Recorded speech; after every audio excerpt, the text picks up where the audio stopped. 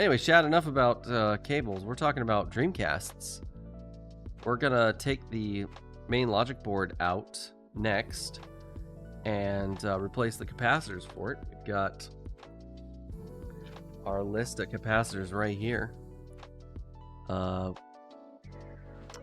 is that? 15 little capacitors we've got left to install. So let's get to it, shall we? First thing we need to do is get this out of here. I think we need to take the controller ports off first. I'm not sure which way is going to be better. Yeah, pull that cable off. I think we can leave the power switch where it is. And no, you weren't late, Wireball. Don't worry about it. You guys were perfectly on time.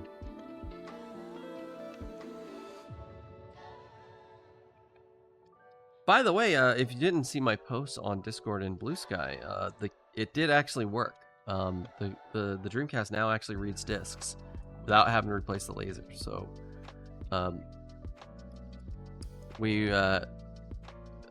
those capacitors that we measured that were like 15% off spec, or actually one of them was 25% off spec. Yeah, I'm pretty sure that was the culprit. Not that the capacitors were bad because they were so out of spec. The laser probably wasn't getting exactly the kind of power it was expecting, or something was fluctuating somewhere. I don't know. I'm just taking some wild guesses, so. Your hypotheses are just as valid as mine, chat. Alright. This guy out. I think we got all the... Oh, one more connector.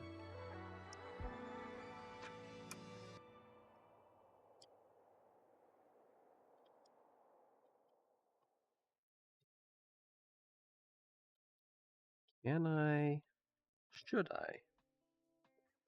Yeah, let's get that disconnected.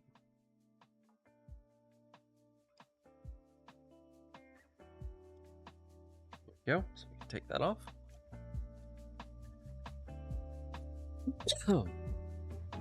Actually, if you notice, chat, we've already been in here and done a mod already. So normally this battery is soldered in place, but I got a little replacement bracket, and so I could replace the batteries like that instead of having to solder them on and off. But still got the normal battery issues of a Dreamcast. I guess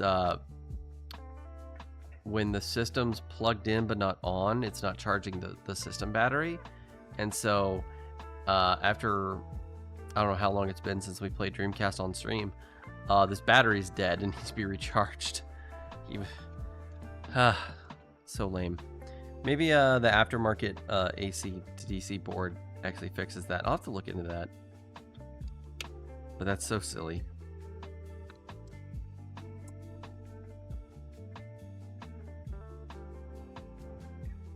Removable battery, decent upgrade, self-dis...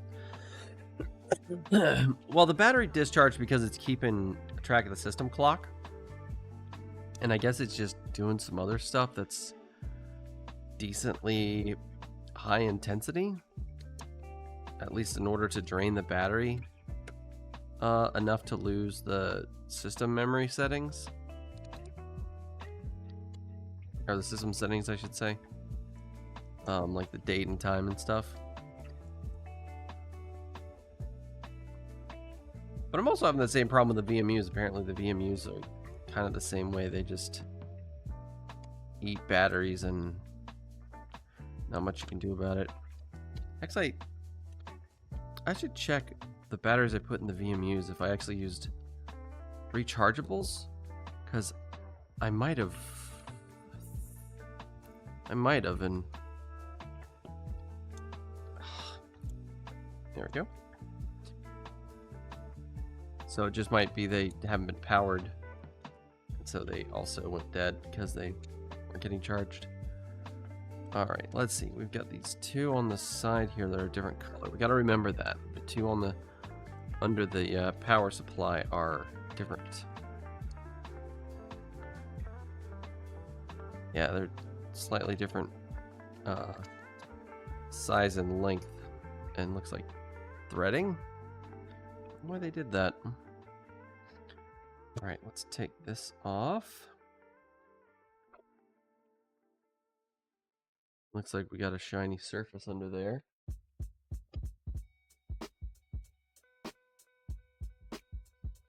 One second, chat.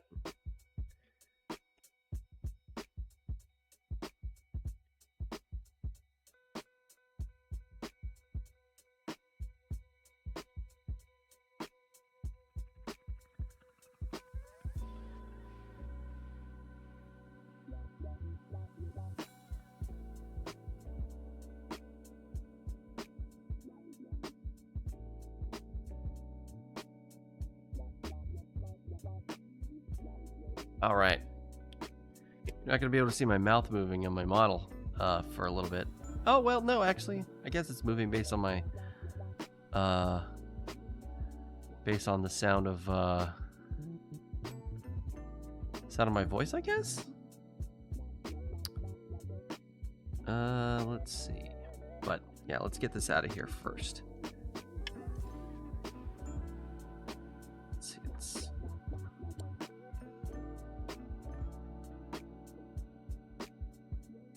Oh!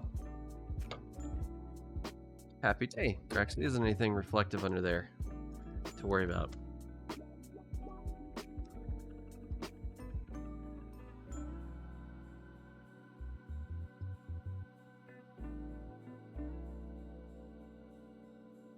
Didn't need the ninja mask after all.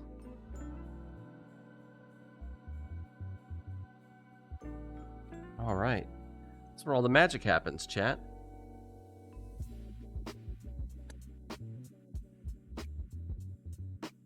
Got some thermal pads. Here's our capacitors. Let's see. How do we get this? Does the board? Will it easily remove?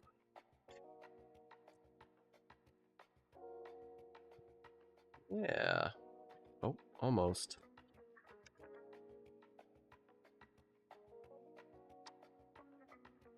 No? There we go.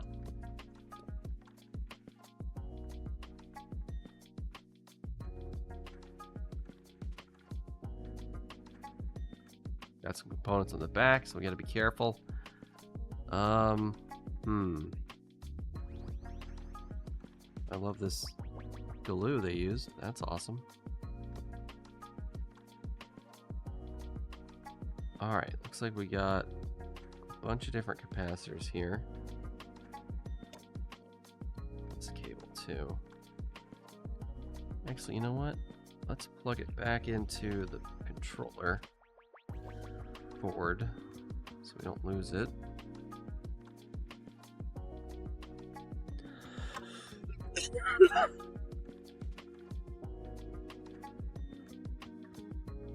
Let's check our capacitors list.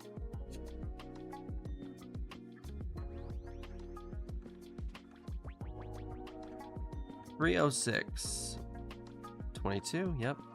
304, 10, 302, 301, 310. Nice. Or 30. It's 401. That's our 220. That's our big one. Let's see. What is this one?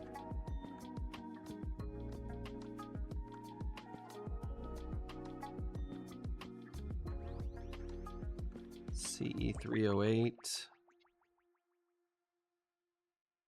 47. Oh, so it is. 503 is a 47. But that's our 25 volt 47. And then 601. No, that's 103.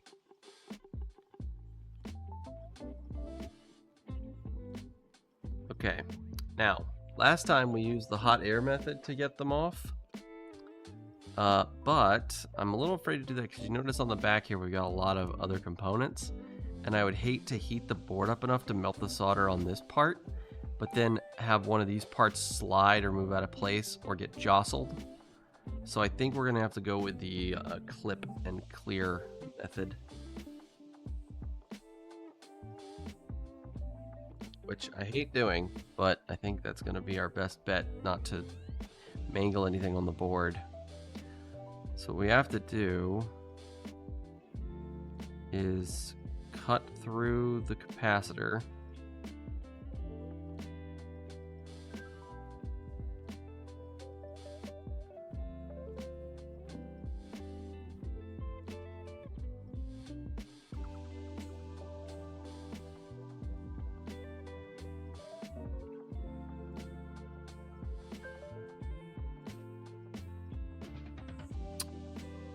Oh, God. See, there's a reason I hate this method. Because there's a chance you can break off. You can accidentally lift a pad. And guess what we did on the first one? Lifted up a pad.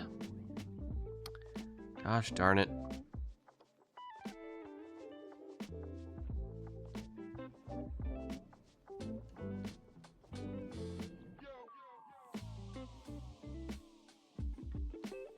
See that? We lifted that pad there.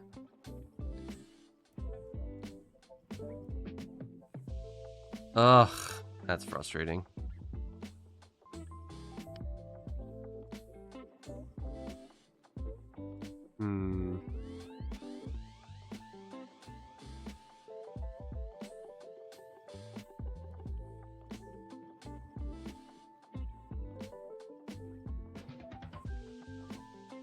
Let's try one more.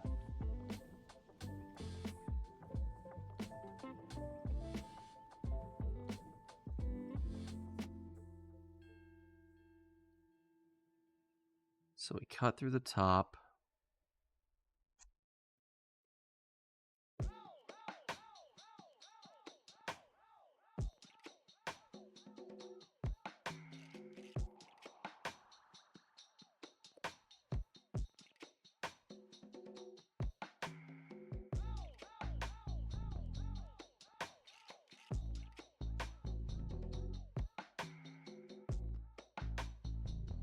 All right, there we go. So that's how it's supposed to look. But you've still got the bits of the capacitor stuck to it. The little legs are sticking out.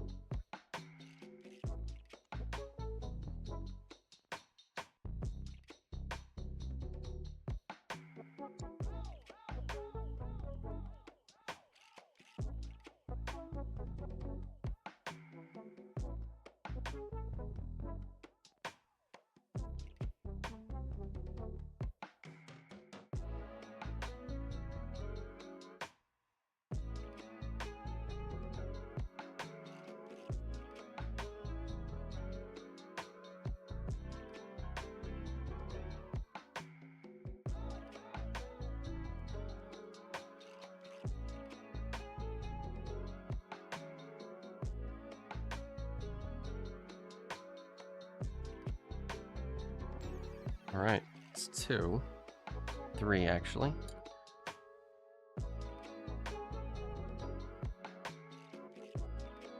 I think I'm more afraid of losing or misplacing components on the backside than I am of having to repair a trace on this side. I was backing up some files from my social laptop and I noticed a file read error on one. There was a corrupt sector. Check disk got it, but now I'm finding more when I check Windows Event Viewer. Oh no. Better back that stuff up quick.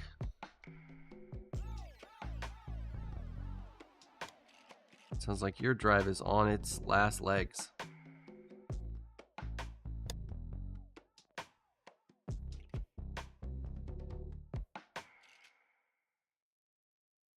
Oh, also another disadvantage of this method is we have to go out and clean these pads real good and get those bits remaining of the capacitor off. So like the legs and any other stuff that's still on there.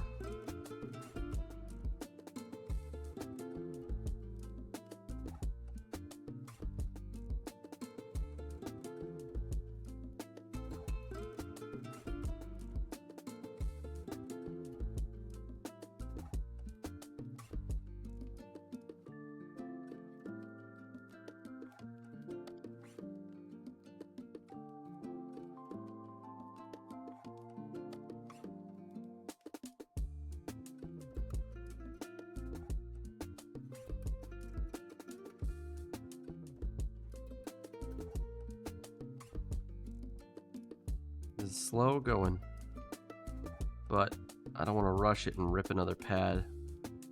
Oh, see? I lifted another pad almost. Managed to stick to the board, but it came up a little bit.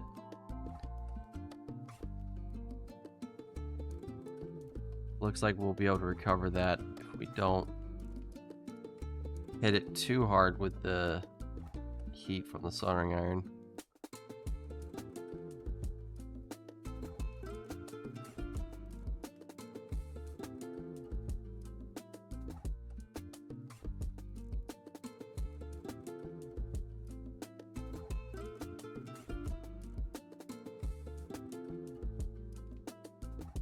You know, let's just go ahead and decapitate them all. We'll come back. Try to remove the bottom part in a minute. We might actually be able to remove that with might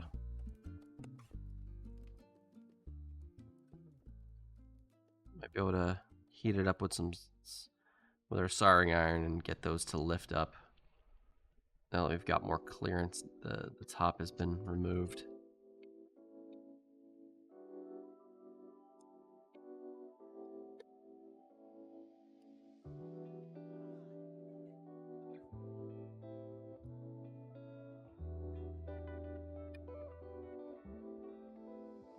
That one came off way better.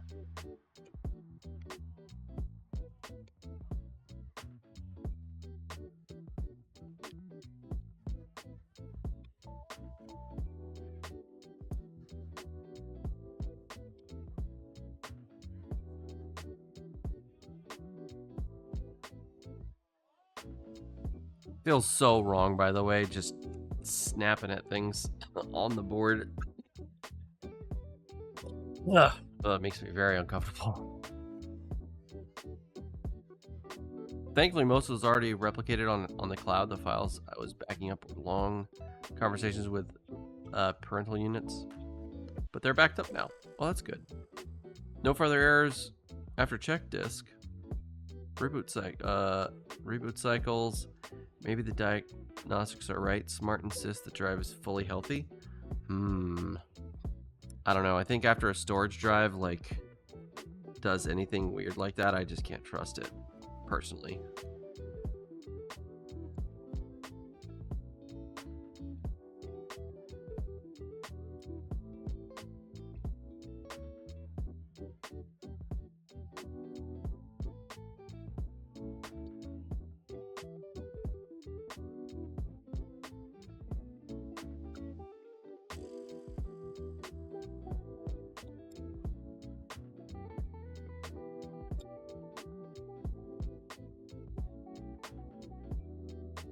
We're definitely not going to be able to test these out to see if they were any good.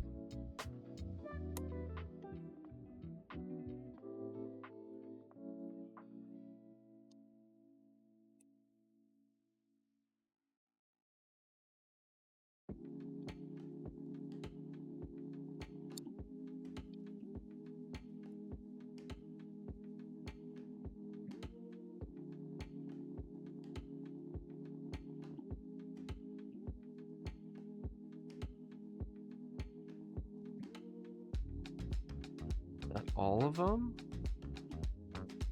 Yeah, I think we got them all. Alright, well, so far we have one lifted trace, one completely destroyed trace. Hopefully that's the last of our casualties from doing this.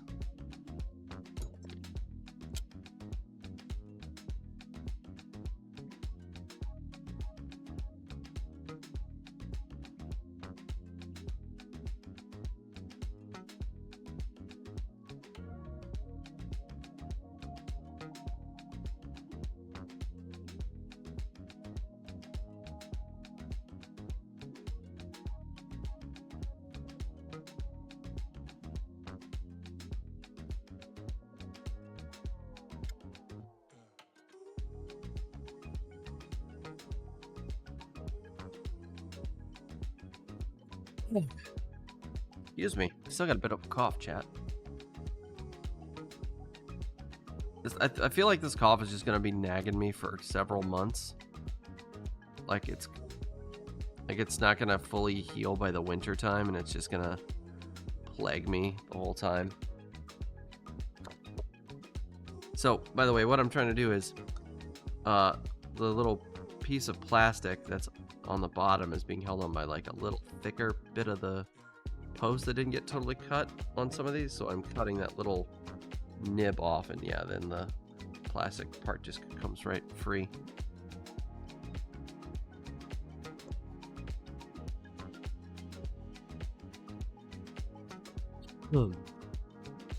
You've had those coughs? Yeah, they're not the greatest.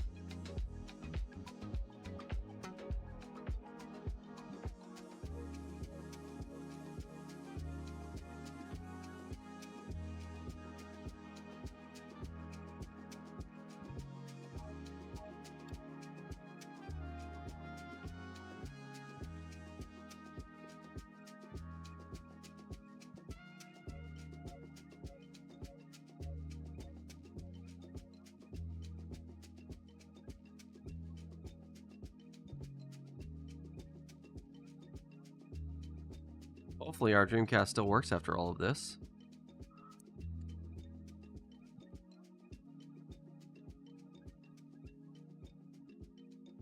Oh, I lost a little bit of that cap.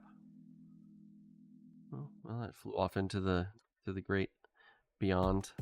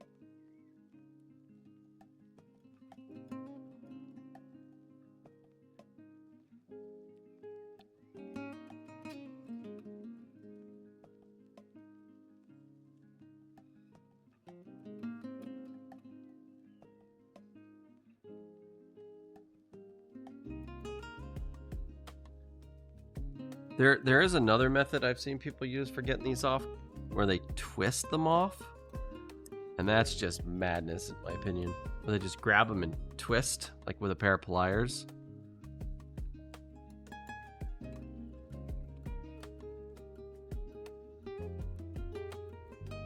Supposedly it works really well and doesn't damage the pads, but I press X to doubt, chat. I have no idea. I would not even try that. Like, even fathom trying that.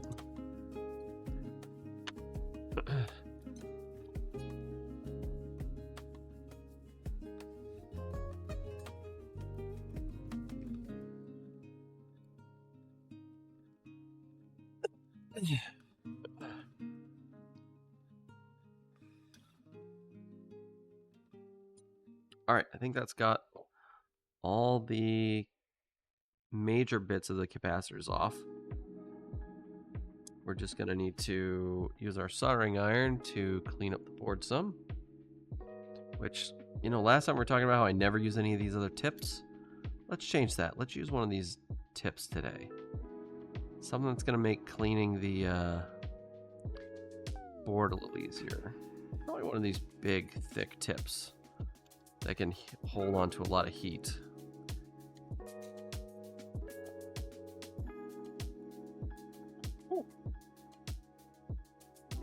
Iron was already a little bit hot because I turned it on for a second before I decided to change the tip.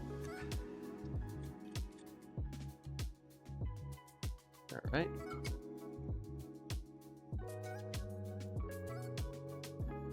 Let that heat up.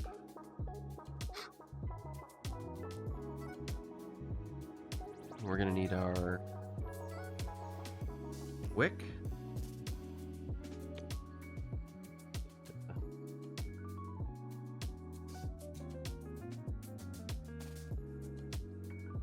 A bit of excess off, or used section off that we already took care of. Go ahead and just flux all over the place.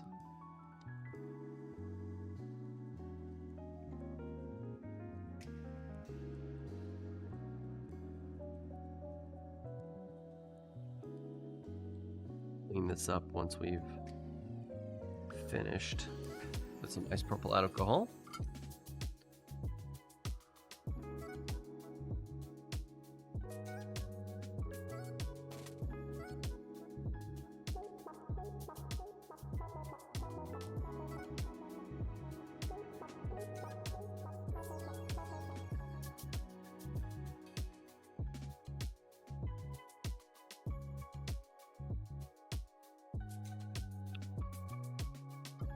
You know what I should use my vent today.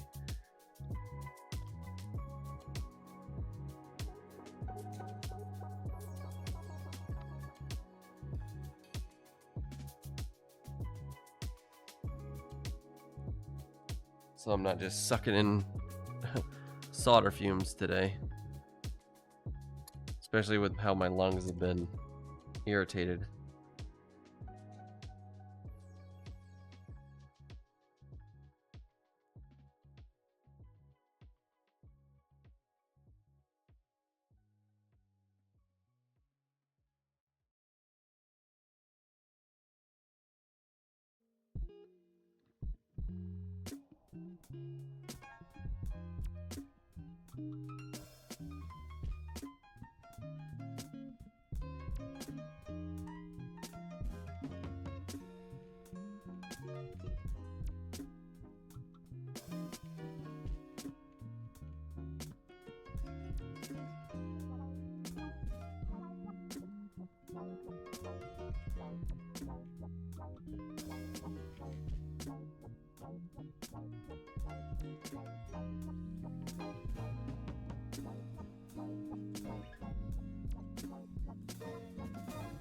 We're gonna get a lot of those little legs everywhere too, so we gotta make sure we get those cleaned up.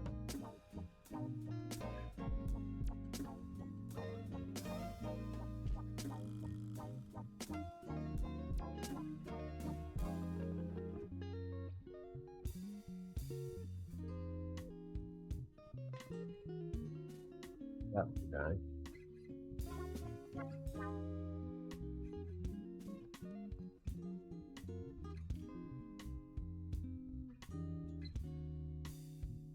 Well, y'all can't see what I'm doing.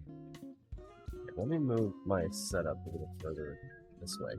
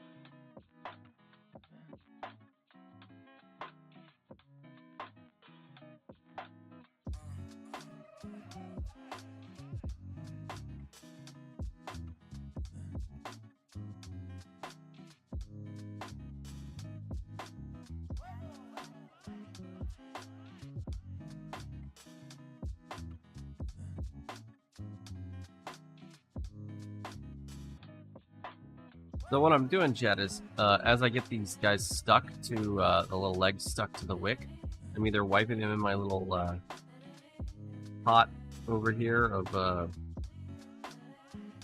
copper sponge, or I'm trying to scrape them off into it, or we just cut off the wick that's got it stuck to it and move on. So we gotta make sure we get all those old capacitor legs up. Another problem with this method, by the way, a lot of cleanup. I don't like that. I like doing a lot of extra cleanup.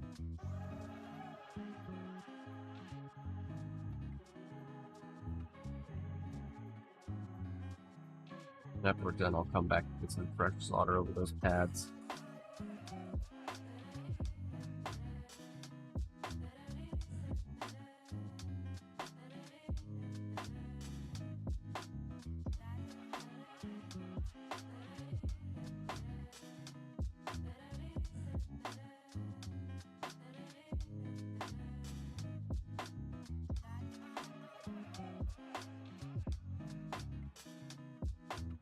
With those.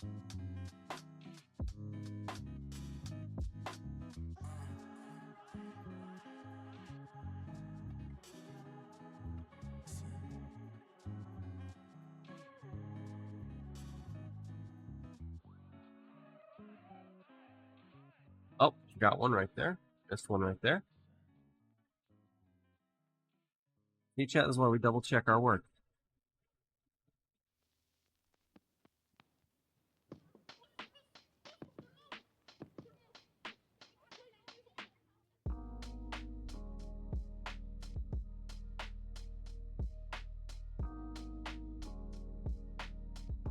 Backside, make sure everything looks like it's still in place. Doesn't damage anything or knock anything loose. Looks good.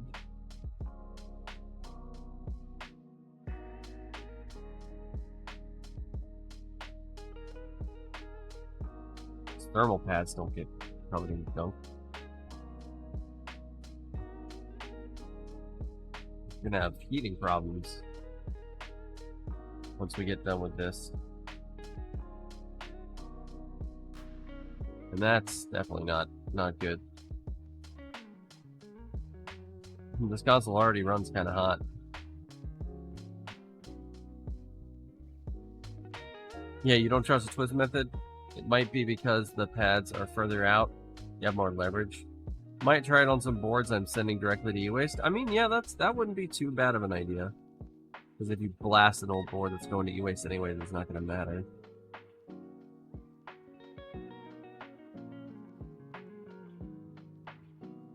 Definitely don't want to do an experiment on something like that when you're planning on using that items.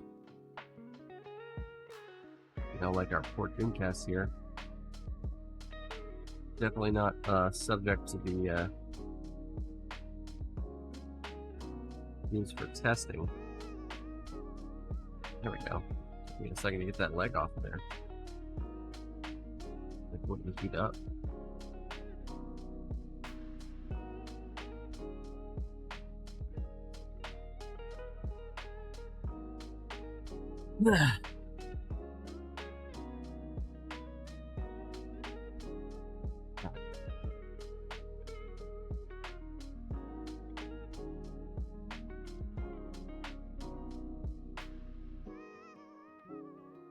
Getting this guy's gonna be fun.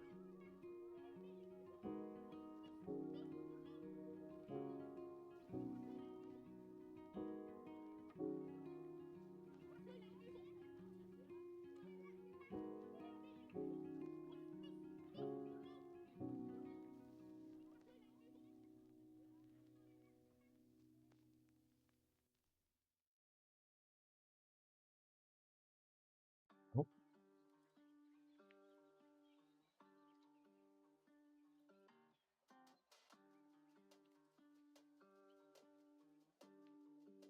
Got it.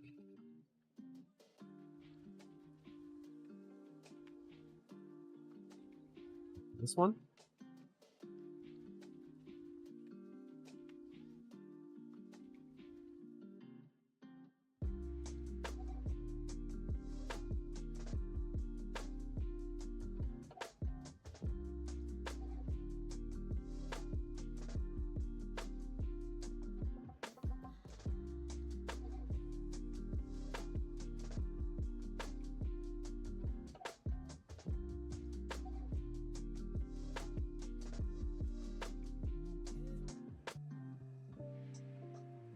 Oh, there it is. It's on the wick.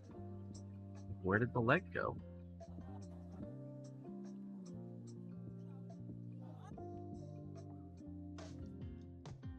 All right, last one, I think.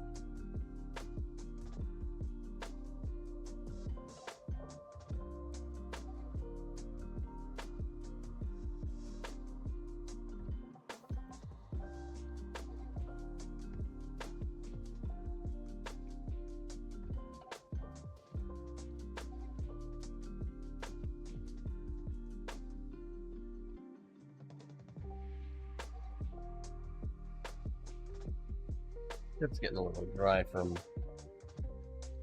being in such close, being rubbed up against that solder wick so much.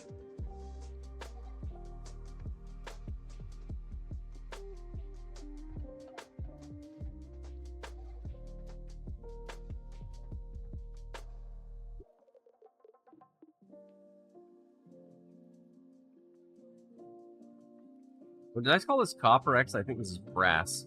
Brass sponge.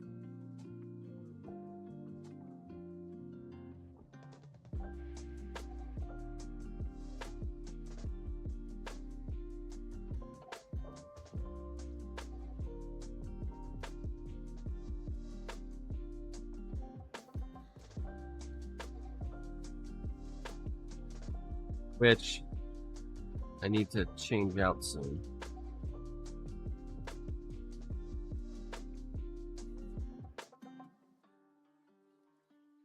All right, there we go. I think that's all of it. I'm gonna tin my tip up.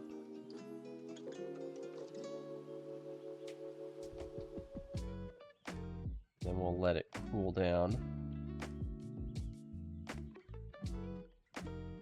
while we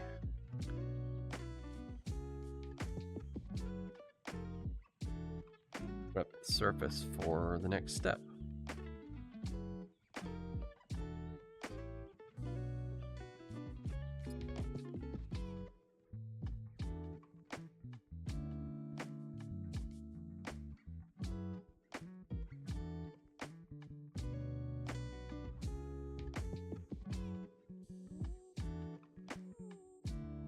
All right, let's go ahead and...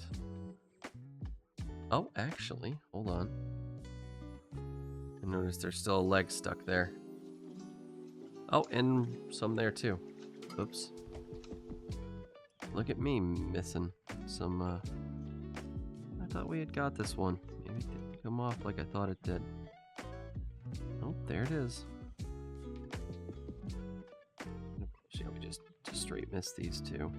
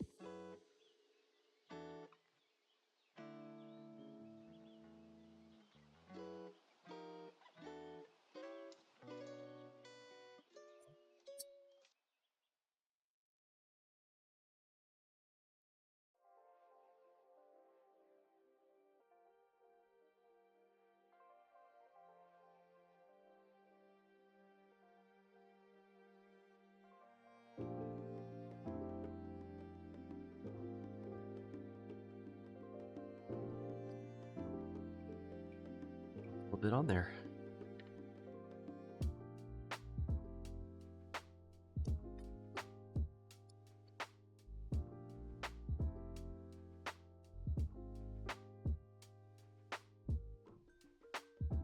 Double check our work.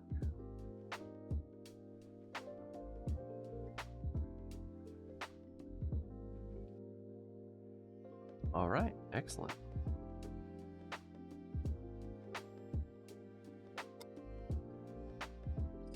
Now I just realized I have this electrolytic capacitor, but I don't actually know where it goes. Because there wasn't an electrolytic capacitor on... Oh, is it this guy right here? 4710. What are you?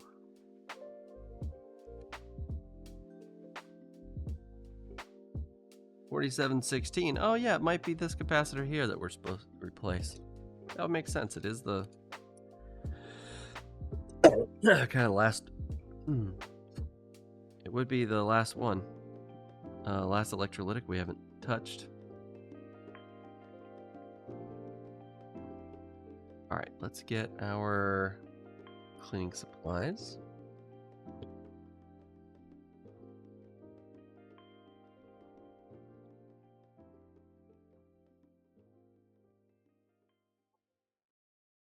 I'm gradually collecting boxes of computer junk from the storage unit every week or two. I haven't found that old GPU you were looking for, but I'm continuing to keep it in mind. Thank you. If you find it, that's awesome. If you don't find it, that's also awesome.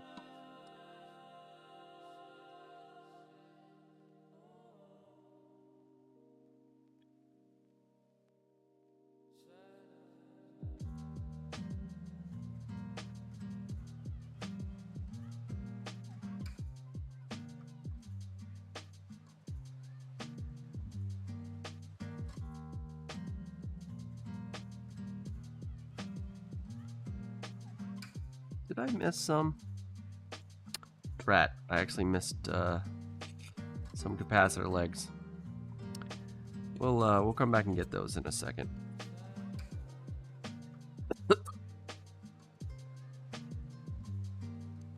We'll change out tips.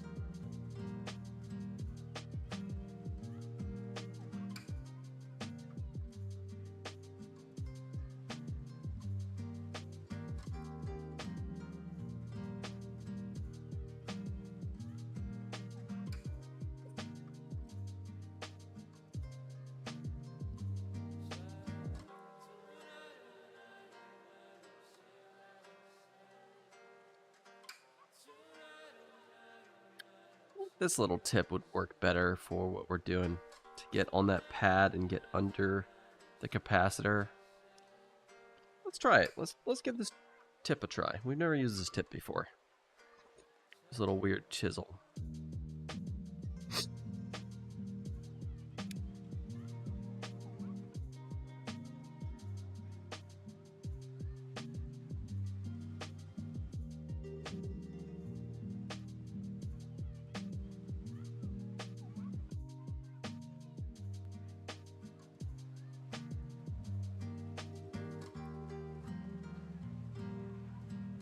Ad break coming up.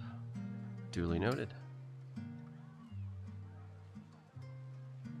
Go ahead and let this tip heat up, and then we'll see how well it transfers heat when we try to get these little pads off. Or not the pads, the little junk legs. Oh wow. What shockingly effective. Nice. Wow, what a nice little tip.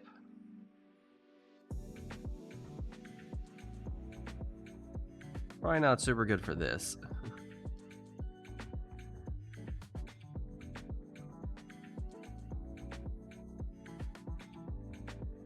Yeah, but I got the job done. Alright. Let's see, over the next 2 minutes, let's go ahead and put some fresh solder on these pads. And then when we come back, we'll start attaching capacitors. And we'll repair this trace that we messed up.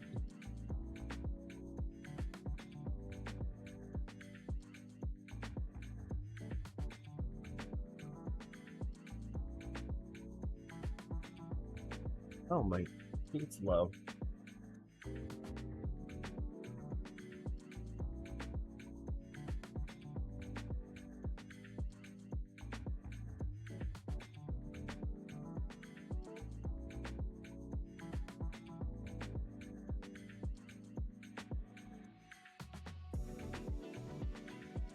This tip has some precision, but it's not transferring heat very well. May consider a different tip for this.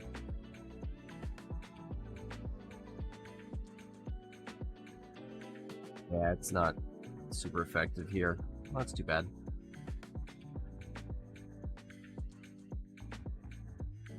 All right, chat. I guess we'll try a different tip when we get back from break.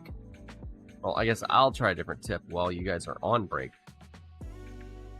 And I'll let you know how it goes when we get back. Don't go anywhere. We'll be back in a couple of minutes, okay? See you in about 3 minutes, chat. Don't go anywhere.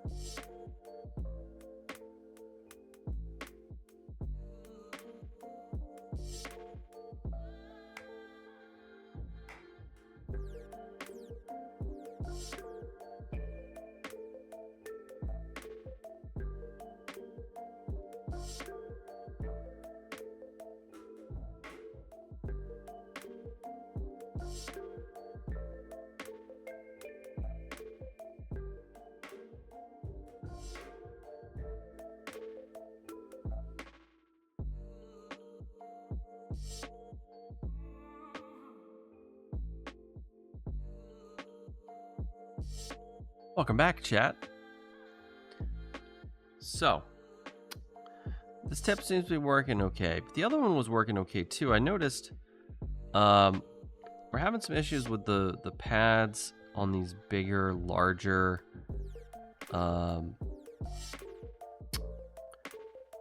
ground planes. So like here, here, here, and here.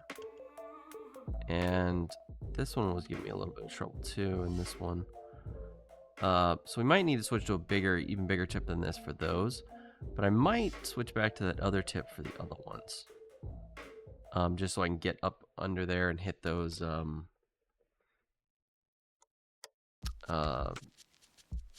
little pads a little better. Now, unfortunately, we did lose that second pad. This one here.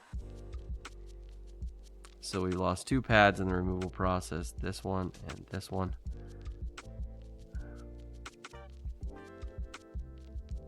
Although it looks like we should have a pretty easy time repairing them, because we got a via right there that we can use. Also, I think that just is a negative, like, I'm not sure why it's a via if it's a negative connection, instead of just connecting straight to this negative plane here. But yeah, it like goes through the board, through this via to like, right, where is it?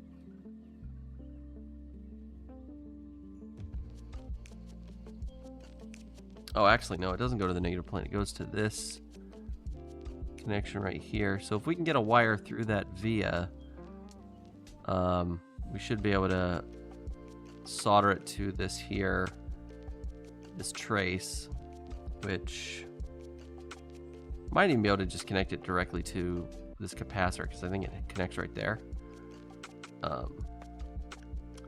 And connect it over here. So I might see if I have a wire thin enough to go through that via. Let's see. 30 gauge might do it.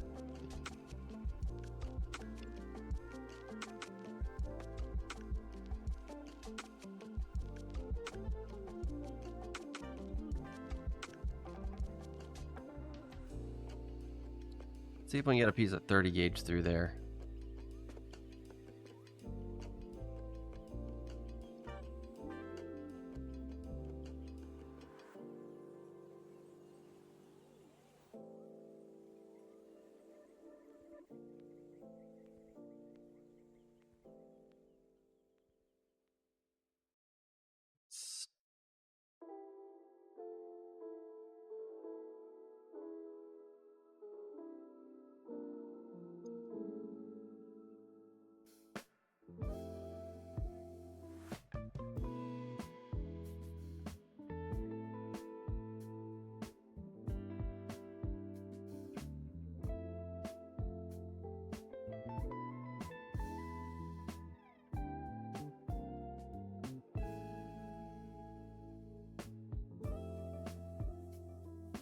Oh, oh, it fits. It fits through, chat. Barely, but it fits. All right, so there we go. We'll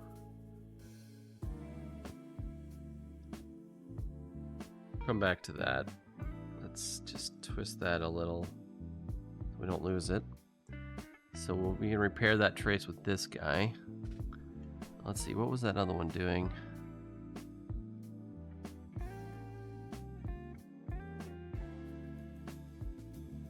So it was either connected here or here, but I think it was here. Right here connects this larger plane. So we might, if this is connected here, we'll check it under the microscope. We'll just be able to remove some of the solder mask and then just, you know, directly connect the capacitor to it. We might even be able to do it like align the capacitor sideways and just solder it here instead of doing a repair. Just solder it directly to this plane.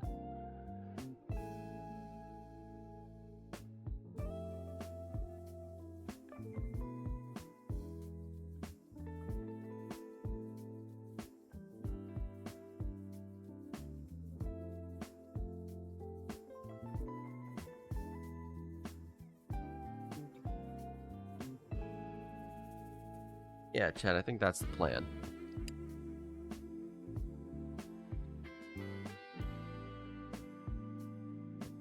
Ooh, hot.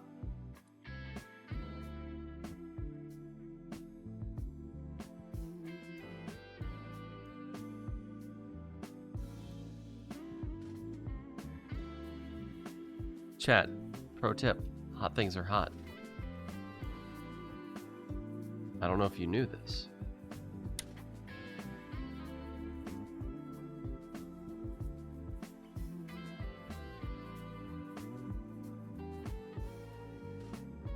See a couple pads we didn't tin, put some fresh solder, so we'll hit those first. And what we can do is we'll do all the other capacitors, and then we'll come back to the two we need to repair. We'll do those last.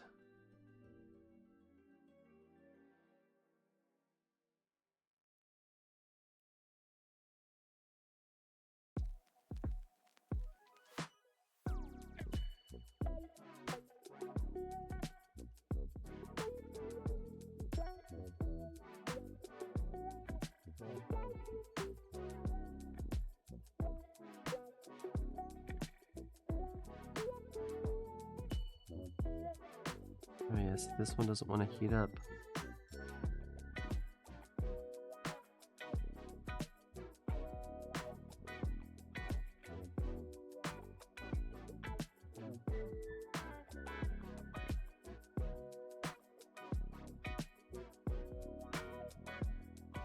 Chad, I might just switch to a bigger, beefier tip.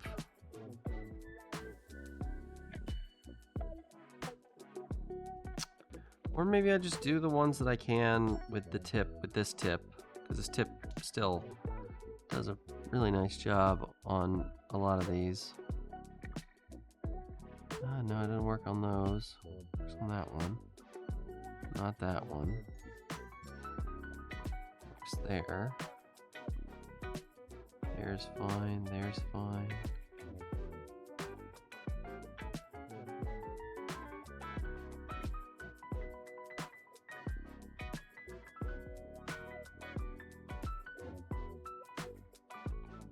Yeah, I think maybe I just need a bigger tip.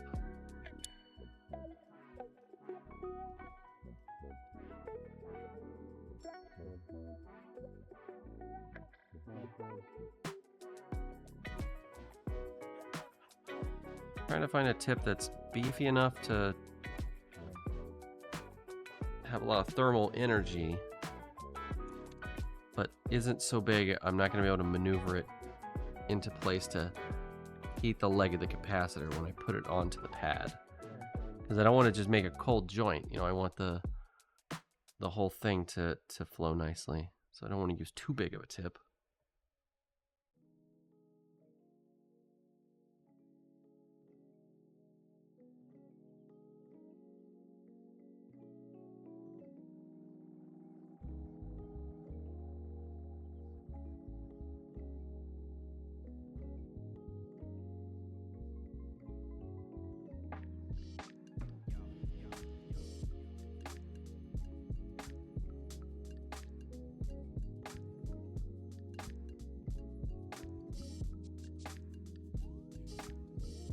All right, that's better. That's doing better.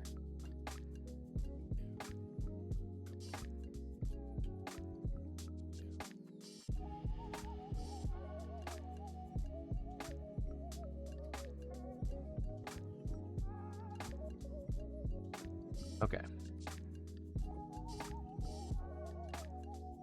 They're ready to start.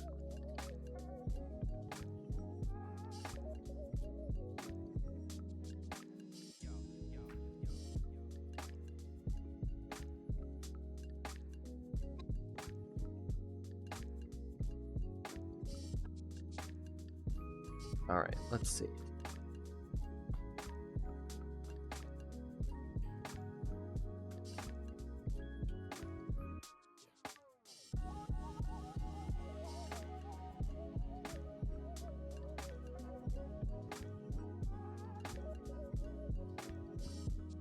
Start with these 3 on the outside here. Let's see, that's 302. So we got 302 as a 10 microfarad.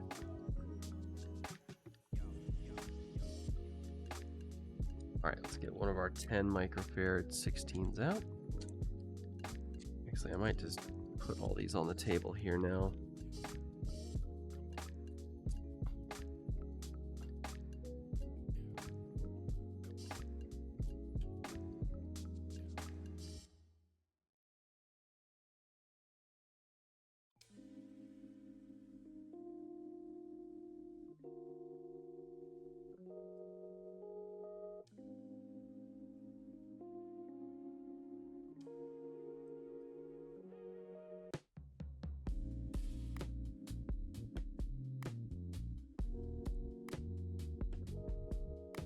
These are 10s.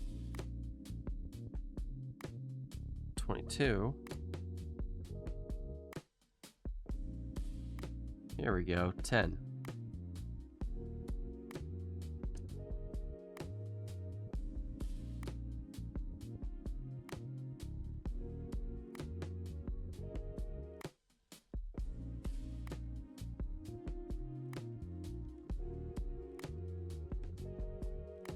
It's a 4.7.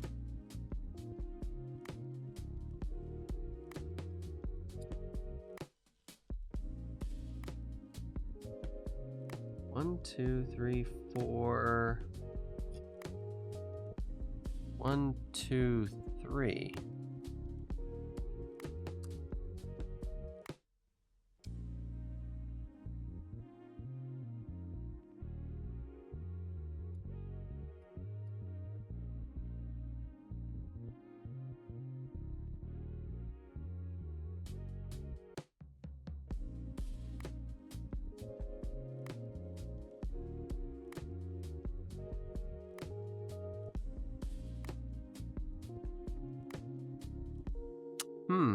I'm short 110 microfarad capacitor.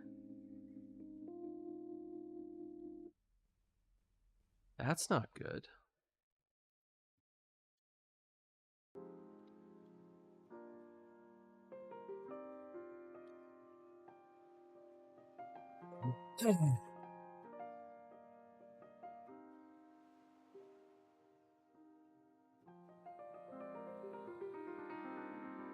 Well, it's up. Let's look and see what I have in stock.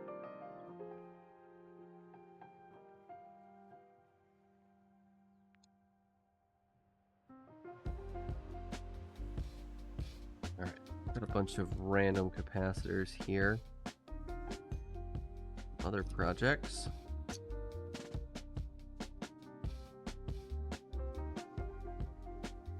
Ah, those are 47s. These are 100s.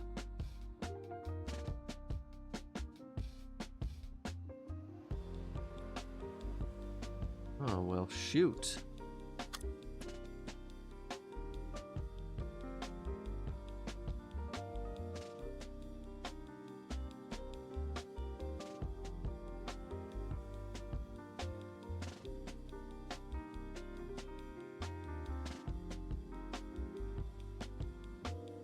Let's verify we're looking at the right board.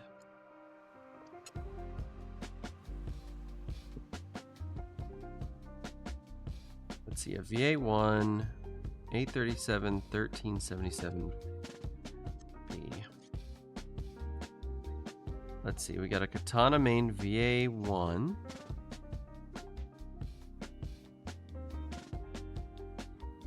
E3713778. Huh. Dang. Either I dropped one somewhere, which is possible, or they shorted me a 10 microfarad capacitor by accident.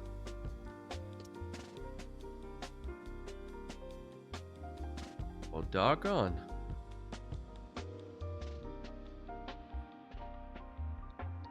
Might have to improvise, chat.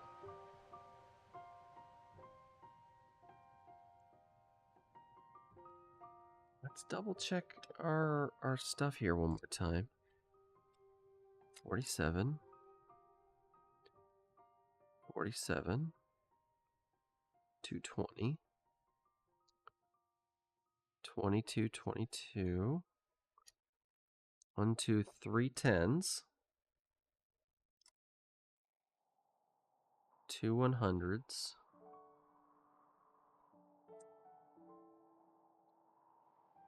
2 normal 47s.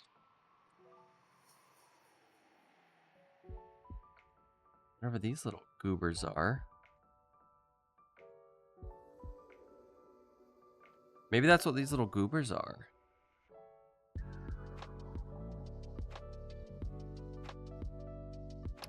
Did I hear I'm losing my mind? I might be losing my mind. I don't know. Of course, we got this one for the controller board, and then this little 4.7 microfarad.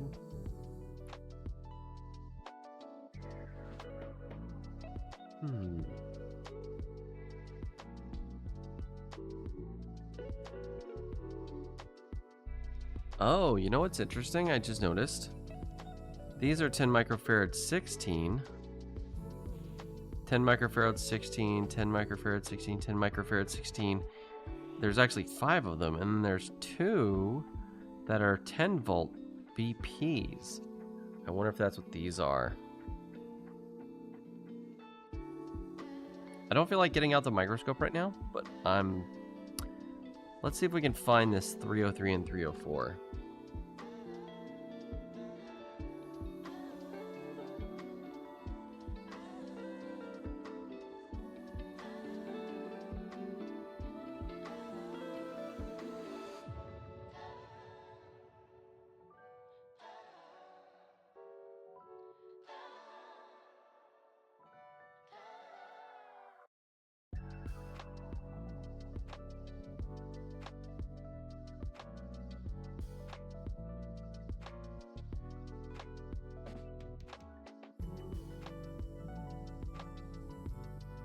There's 304.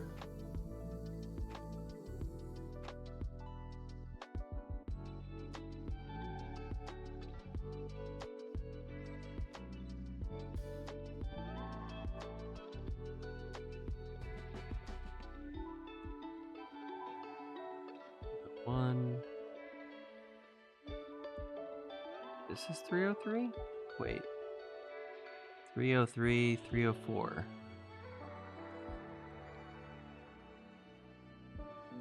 CE303, CE304. Yeah, these two. They are definitely electrolytic. What is BP? Let me look this up, chat.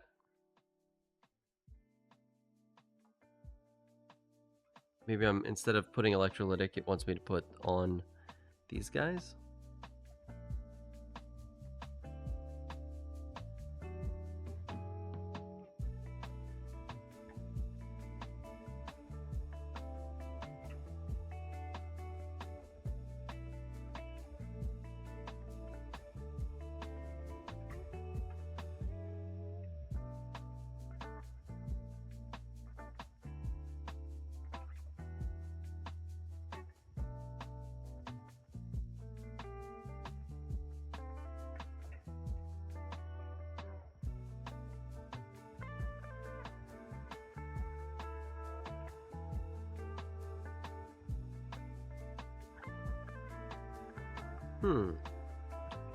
What is a BP capacitor?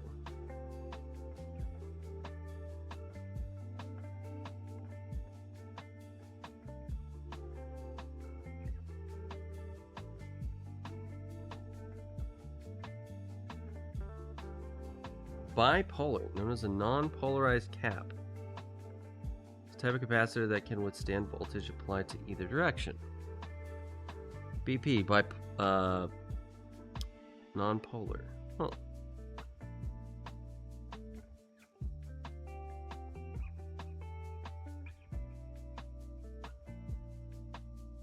All right. Now I'm too curious not to pull out the microscope.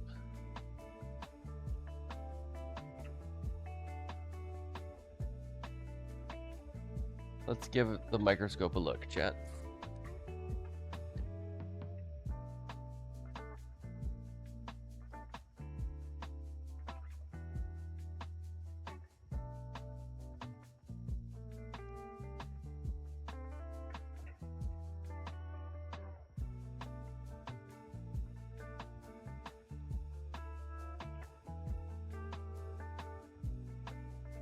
All right, microscope vision.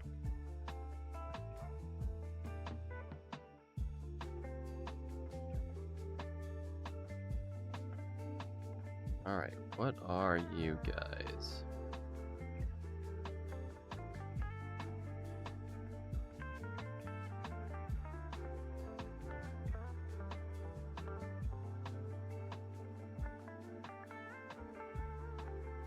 Blair's is killing me.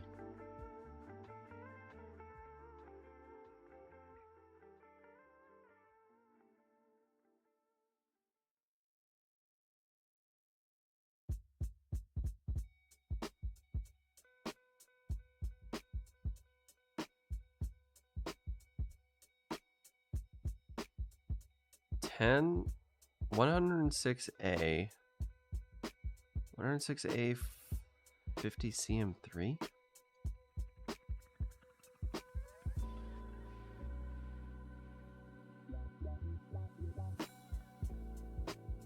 What's it? 106A.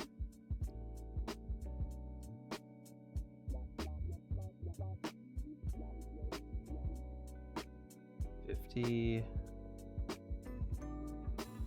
CM3.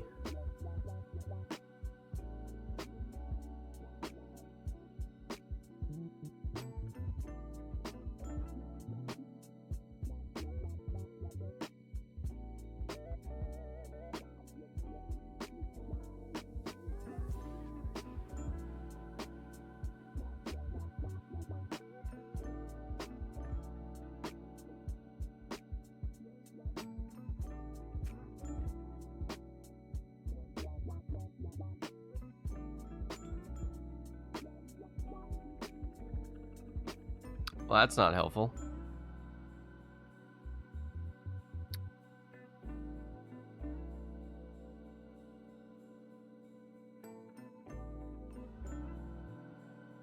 Oh. Were you able to find a wireball? I can't. Like, Google's not returning any results.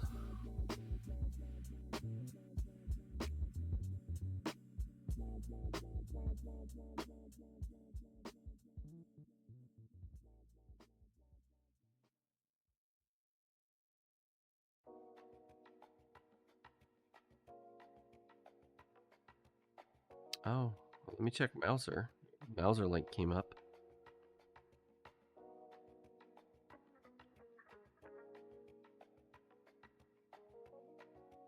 You know what?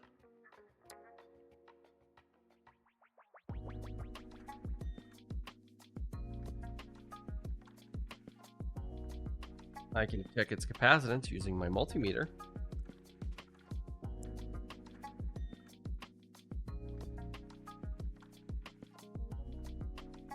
Let's see. We'll just have to poke through the packaging.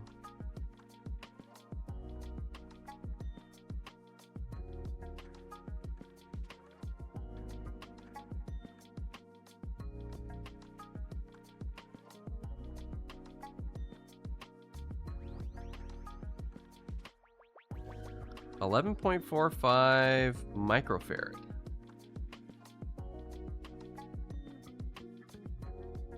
Do we think these are the capacitors that are meant to go there? Because they're 10 microfarad. Or around there, 11.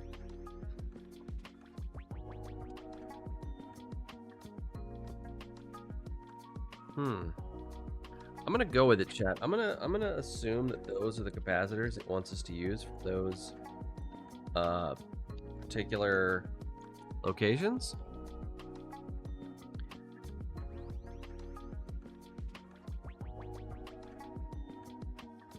And if I'm wrong, we'll have a good cry about it.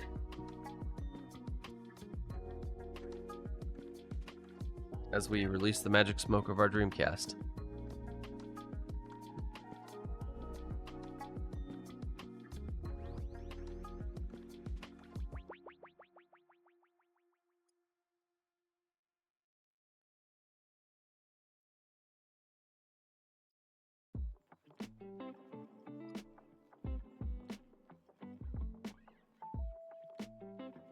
Alright, so we're going to do 302 first anyways, which is a normal 1016. Which is one of our guys here.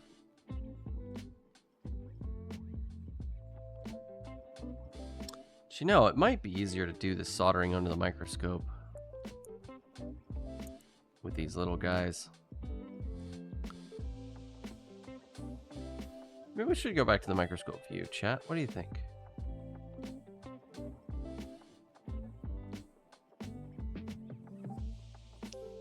Y'all definitely get a better view. Let's try one. Let's try one in the microscope and see what we think. See how it tickles our fancy.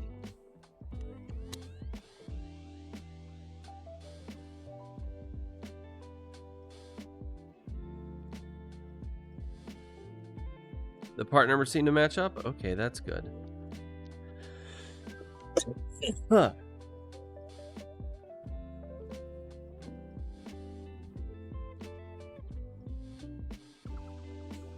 All right. So, let's see. We starting with 302. I think that's over here somewhere.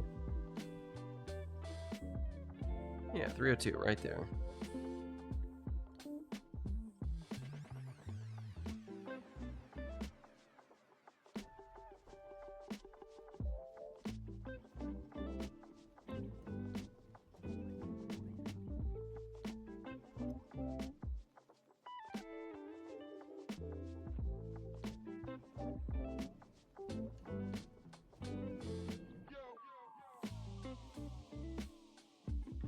Alright, got my exhaust fan going. We'll put this guy in my tweezers. Make sure I'm in the right orientation. Oh.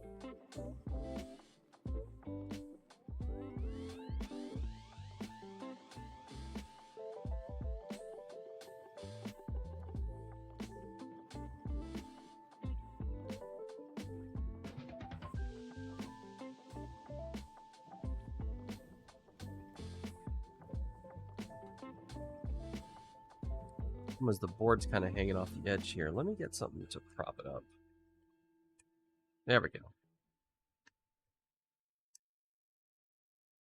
Oh, where's that? 302. There's 302. Perfect. Oh, video source switches, of course. I thought Retropot VT was going nuts. But it was forgetting it does that on every scene switch. Ah, yes, sorry. I need to edit which scenes it switches. It does that on and which ones it doesn't. Because it really doesn't need to do that on all of them.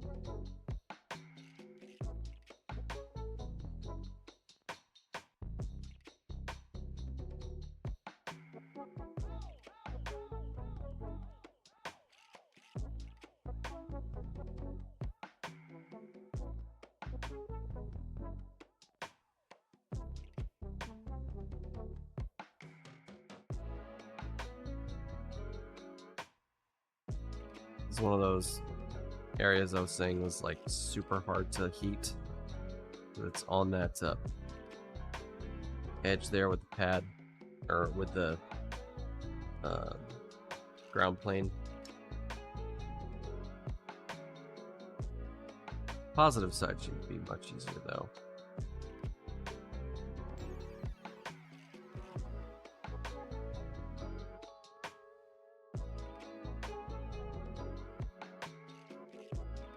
Yeah, there we go. Oh, we should probably use a little flux next time to make that flow a little better.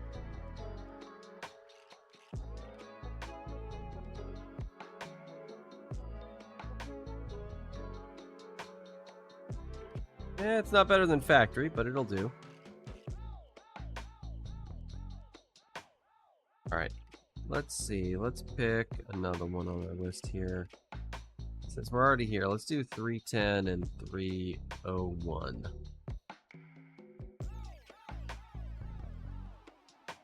.301 is another 10 like this guy. Let's start with that one.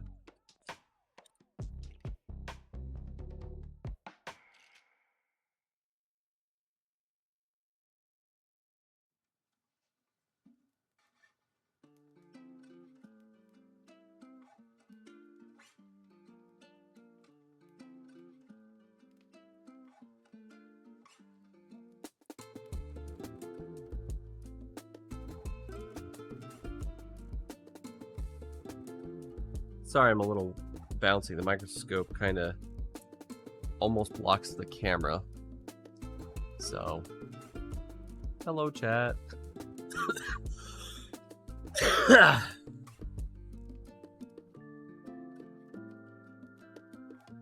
that I'm done vacuuming, I can turn on the air conditioner again. Wait, why couldn't you turn on the air conditioner while you were vacuuming?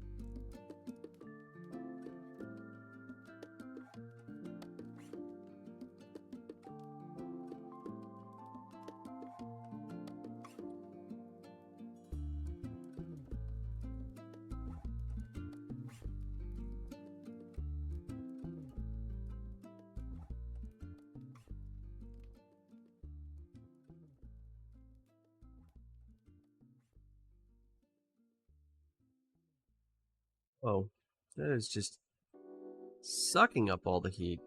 What's going on here? Yeah, that is a super cold joint. What the heck? Oh! My iron decided to drop to 360 Fahrenheit.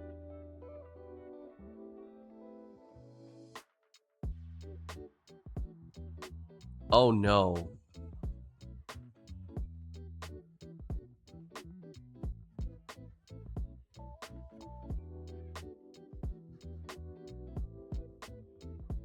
Pretty sure I only have 20 amp circuit over here and might... Why isn't your air conditioner on its own separate, like, circuit?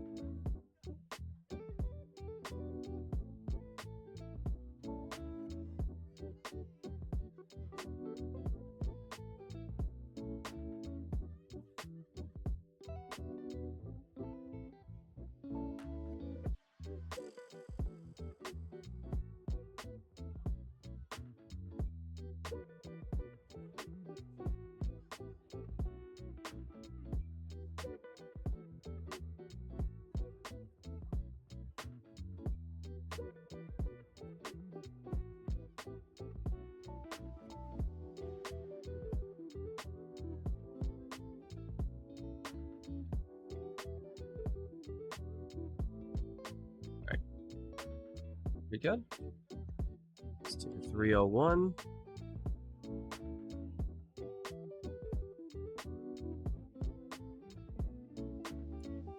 Wait. 310, 301. Oh, bother. Did I just do the wrong ones? Oh, whew. 310 is also a 16 volt, 10 microfarad. Oh boy. I totally dyslexia those values up in my head. I like swapped 310 and 301 in real time.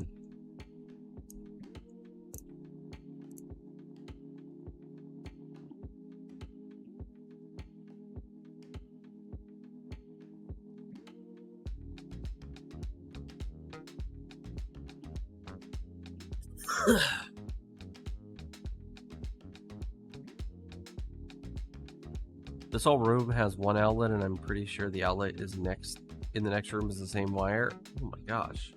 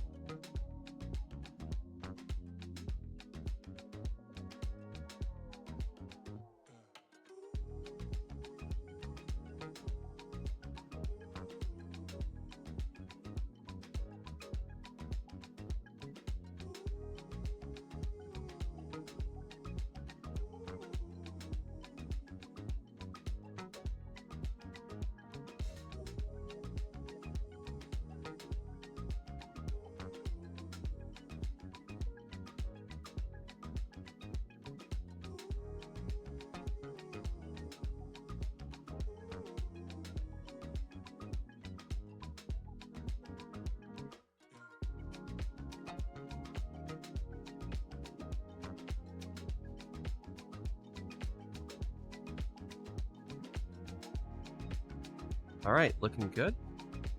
Let's move on to... Nope.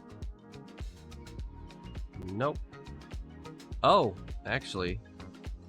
So my plan for this one isn't going to work because that's not connected to that. That goes through a via underneath to the other side of the board. Oh, what's there?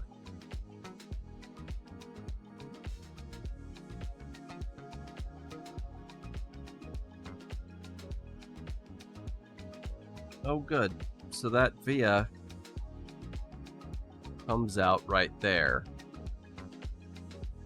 Next to this guy. So we can solder the wire to this guy, but we still gotta get a wire through there. So let me get my wire out real quick. We can't have... Nothing can be easy, can it, chat?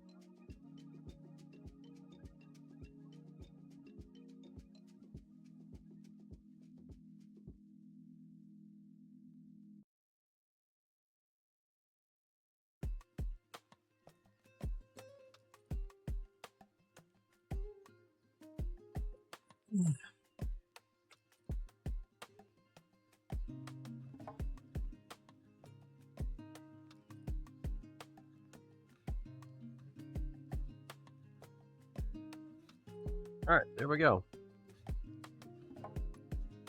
Got the wire through. So we'll be able to repair that, no problems. Alright, anyways, let's keep moving with our pairs. Let's do 305. 305 is a 22 microfarad. 6.3 volts. That's one of our tiny guys.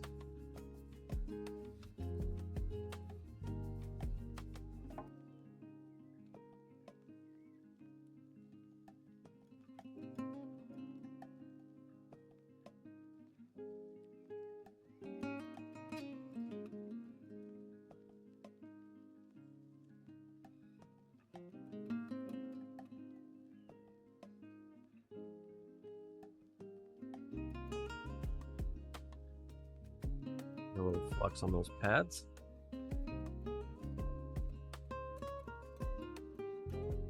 Yeah, orient our parts and our tweezers.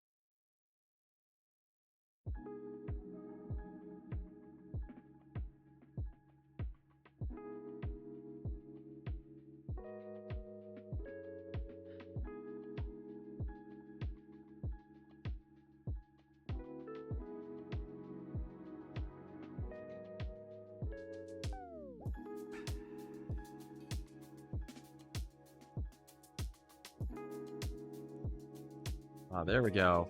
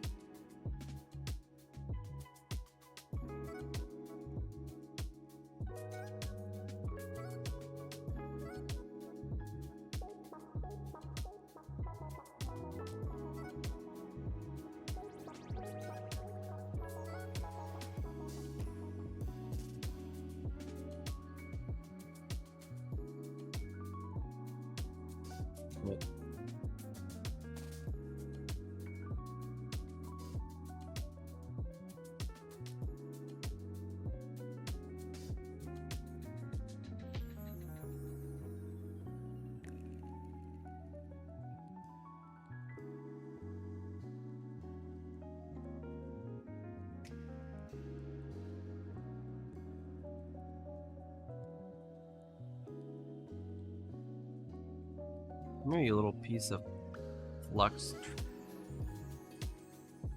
or, well,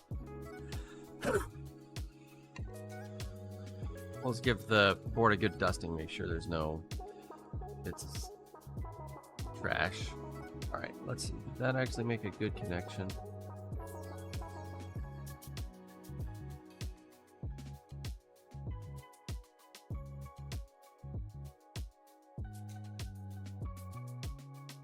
Ugly, but it does the job.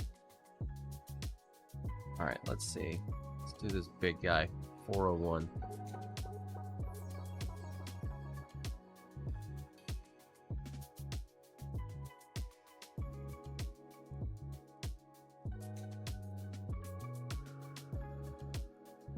The 401 is the 220.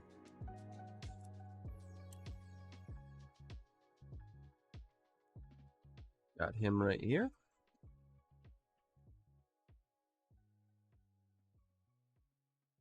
Okay, so big compared to the other one we just did.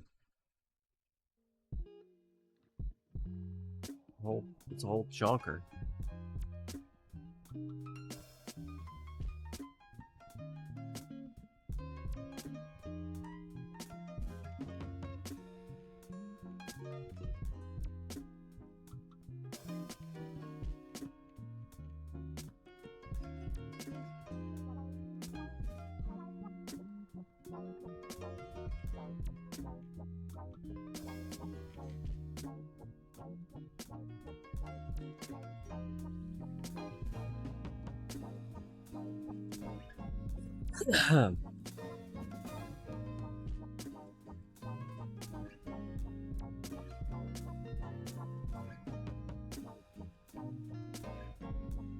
Sorry, the cord from my soldering iron keeps running into stuff.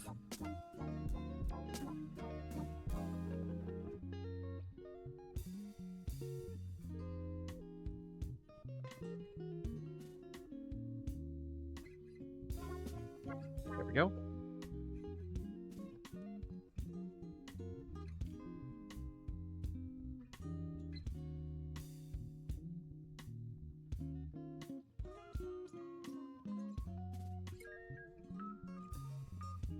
Alright, let's keep moving. Let's see, what are you? 308. 308 is a 4716.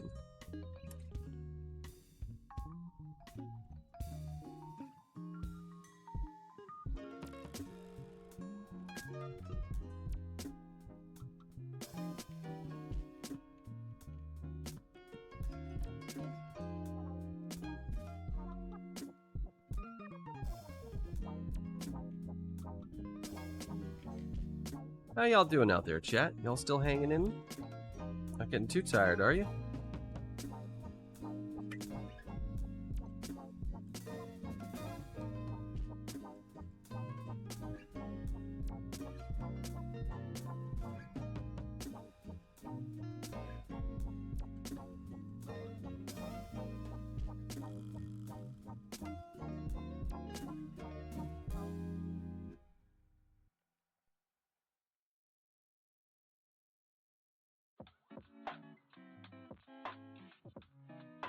Ow, come on. Ow.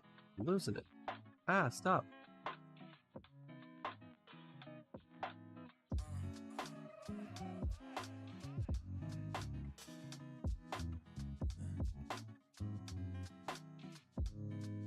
Tweezers were failing me there.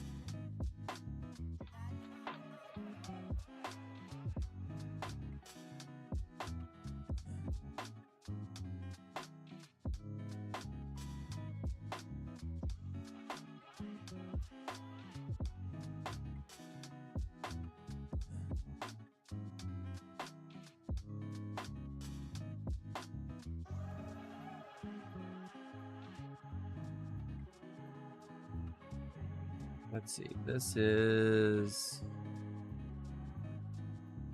C309. All right, C309, what are you?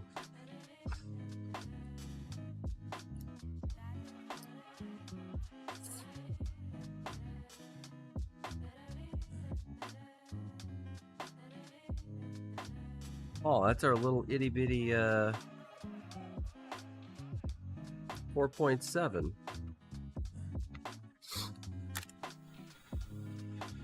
That's our little guy.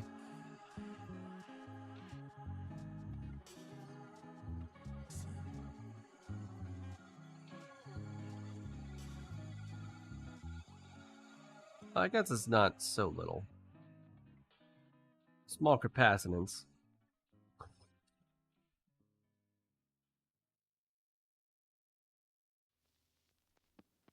It's actually slightly bigger than the 22s. I wonder why that is.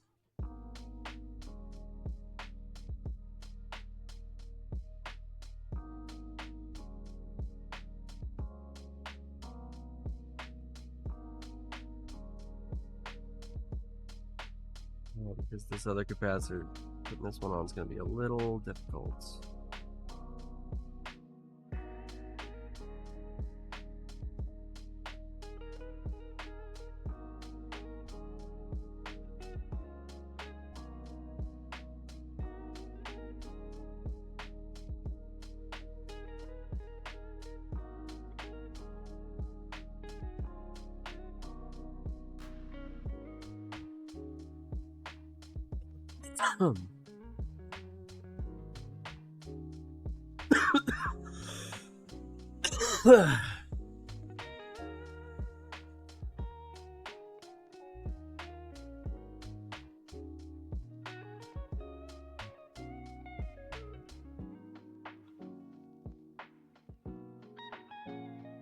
Oh, I think I nailed it.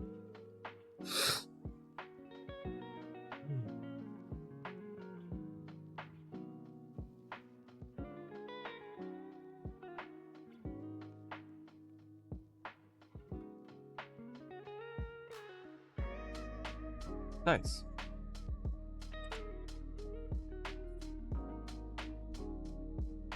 Mind if I link a photo of my vintage fuse box in the chat for use it? Yeah, go for it, Spark. Go for it, Wireball. And thank you for the ad reminder, Sparky.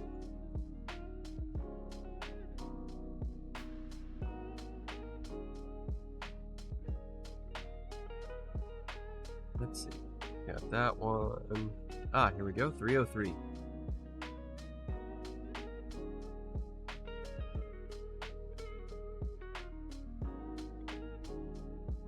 What's 303? 303 is one of the 10, the little ones. So let's bypass that.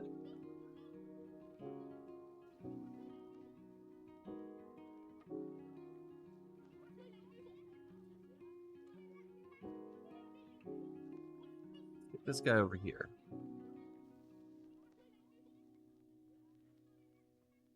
CE403. That's a hundo. Hundo 6.1. Or not 6.1. 6.3.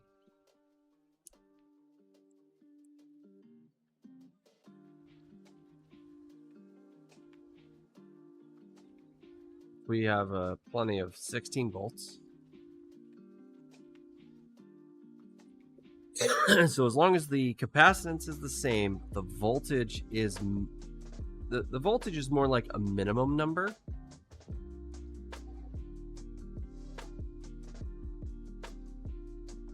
All right, I know we don't have solder on this pad, so we're gonna little on our tip.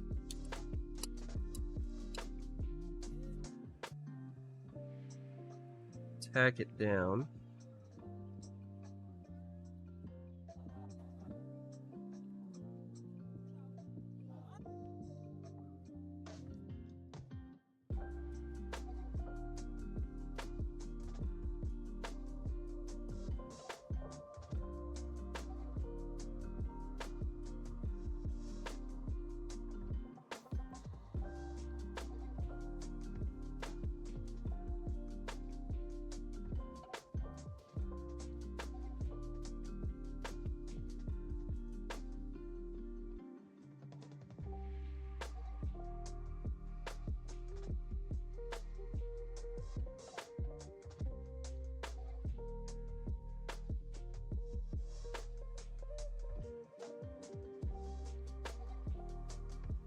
Nice.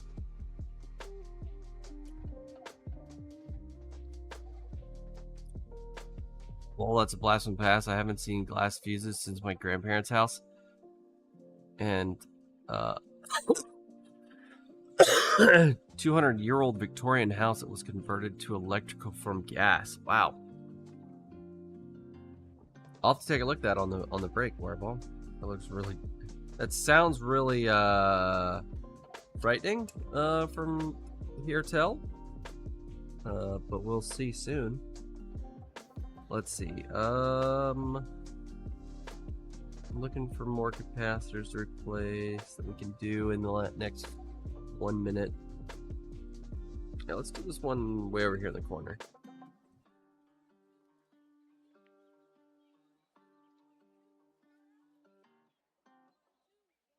$601.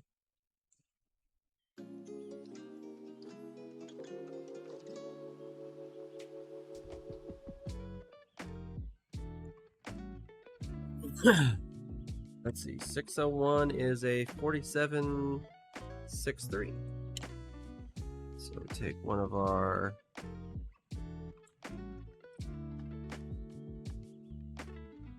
$47s.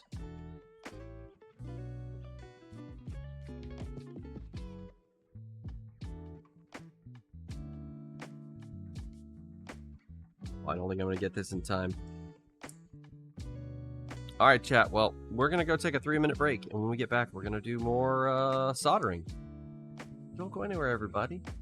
We'll be right back. See you in 3 minutes. Don't go anywhere. Toodaloo.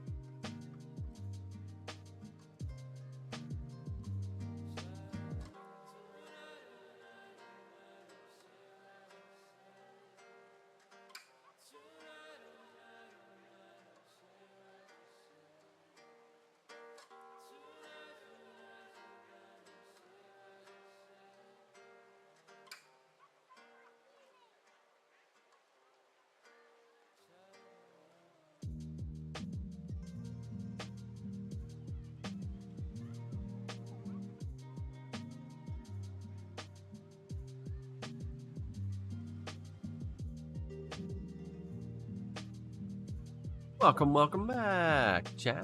How's everybody doing? We're still soldering. I went ahead and put that capacitor on while y'all were in break. I just couldn't wait, chat. I'm sorry.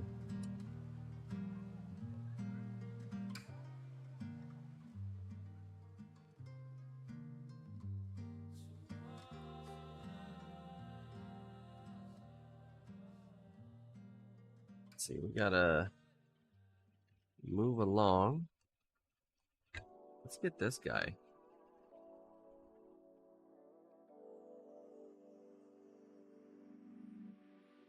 C503,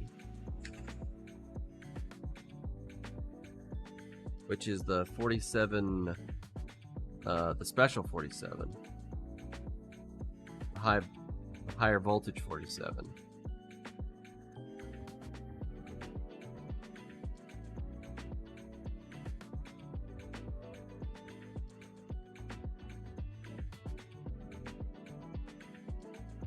This guy. All right, we're gonna do what we did before. We're gonna get a little solder on our tip. I'm gonna move this into place.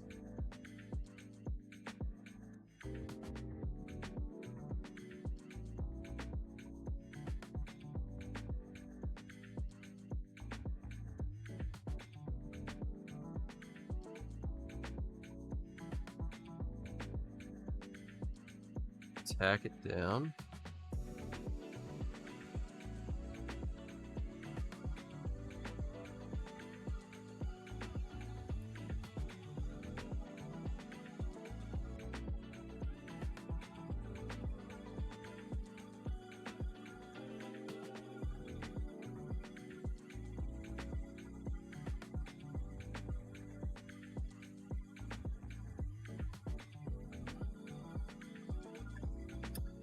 Oh, of course it wants to be difficult, right, chat?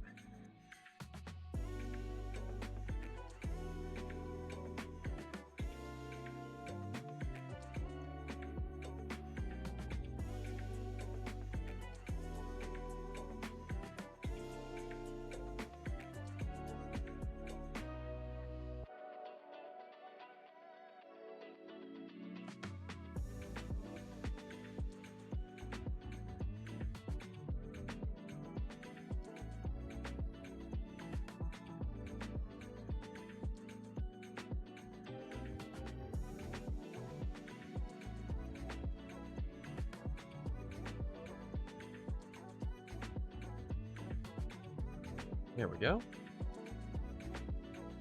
Let's come over here and make sure this side's doing okay.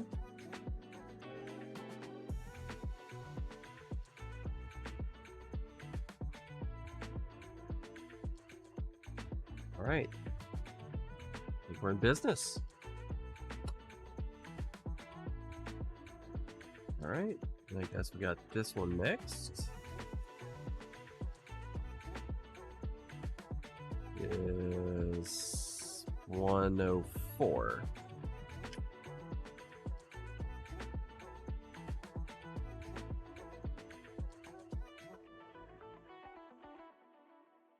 Is it? Hold on.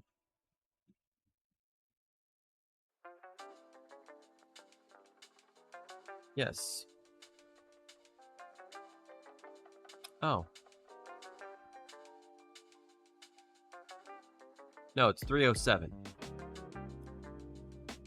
A 100 microfarad cap.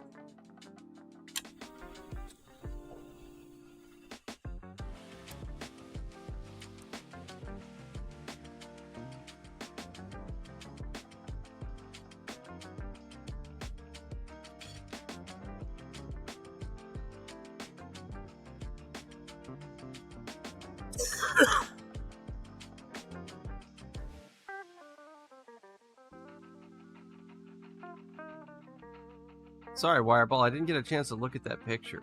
Let me go look at that real quick.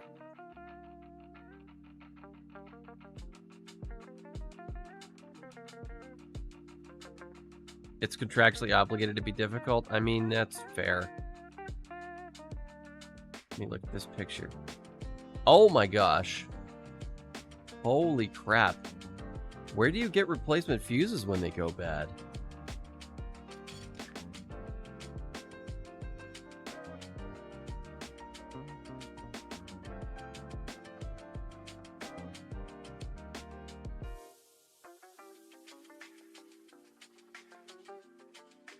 Or is that the best part? You don't?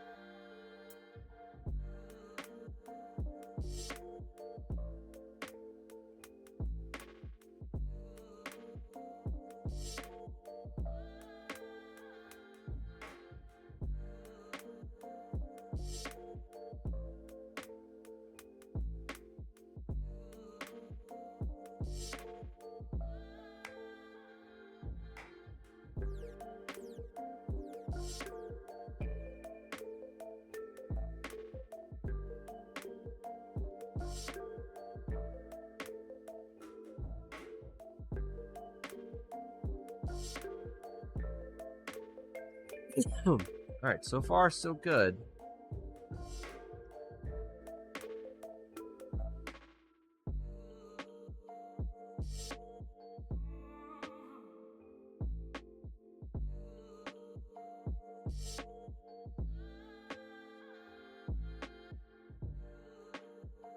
Alright, let's see. What do we have left?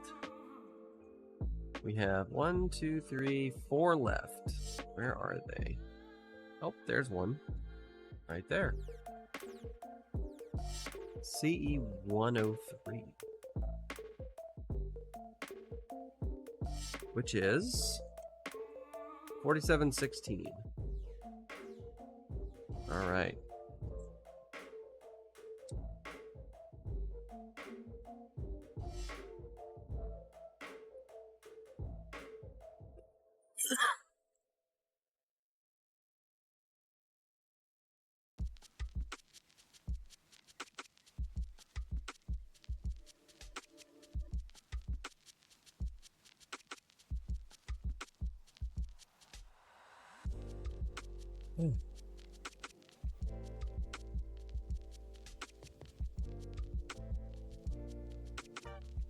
Little flux on here.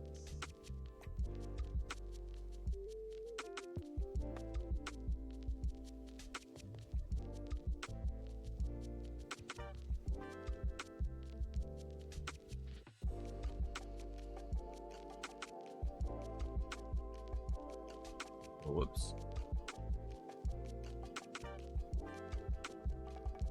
Almost put it on backwards. That could have been fun.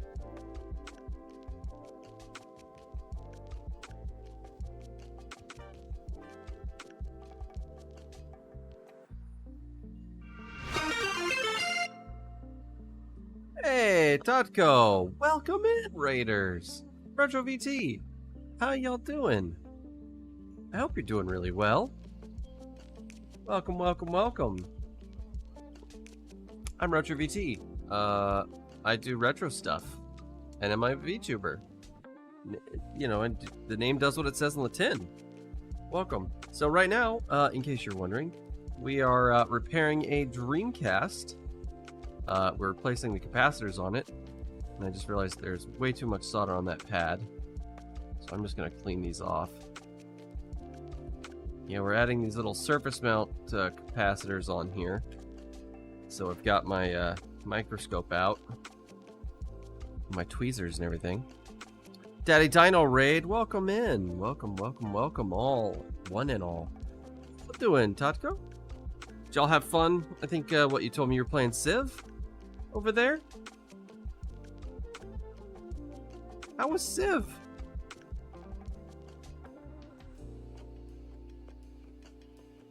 Very tired, so I'm gonna lie down on the couch for a bit. With the hatchling, good luck. Have fun with the lie down and the little hatchling.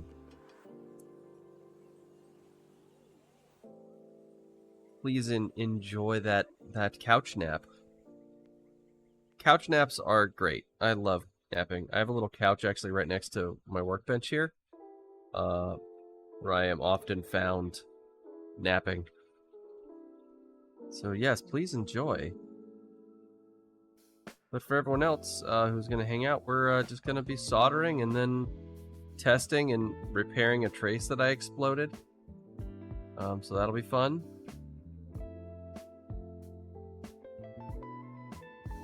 Alright, this board needs to move around less. Alright, let me use my...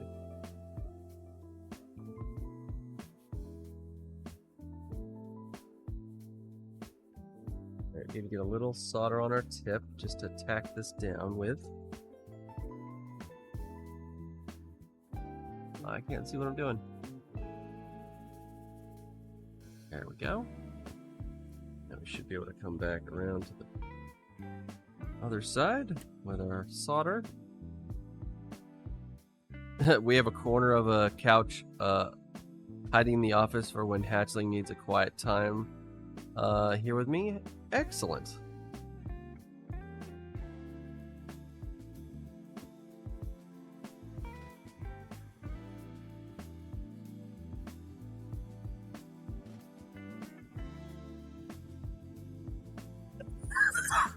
All right, that should hold.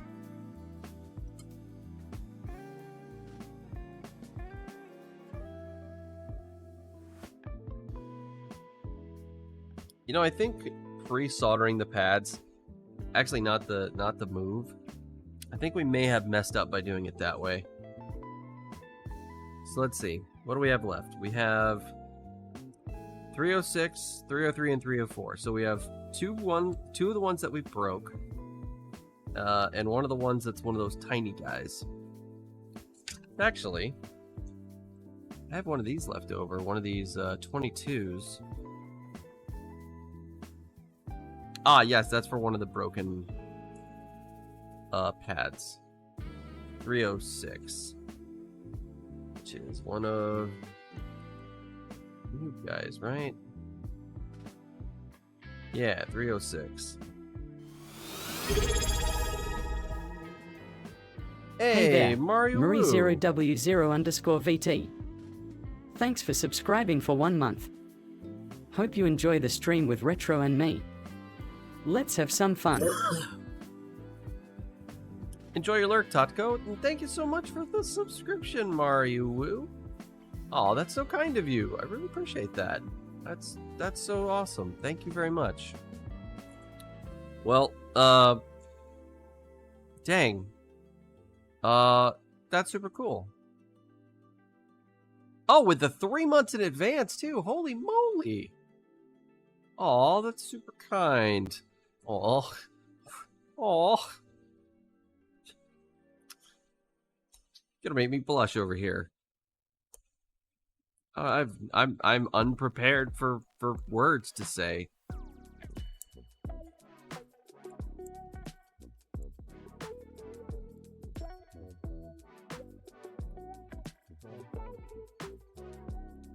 You know, Ma, I've actually forgotten what we even call our subscribers, because it's, God, what was our subscribers' nickname, guys? Oh, transistors. Yeah, enjoy your transistor status.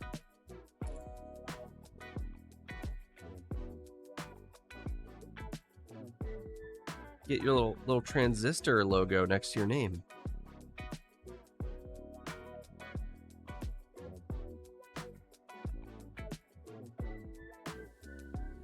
Alright, so here's what we're going to do for this guy. We're going to start with doing the positive side. And then we'll attach the negative side to the wire. And this is going to be a huge mess. So prepare yourselves, chat.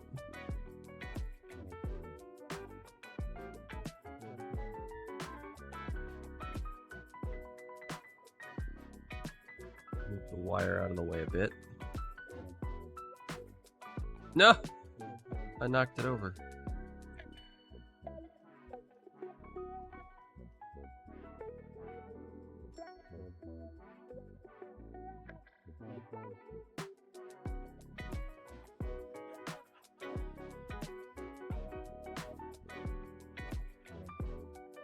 Put a little bit of flux under there. All right, let me grab this with my tweezers.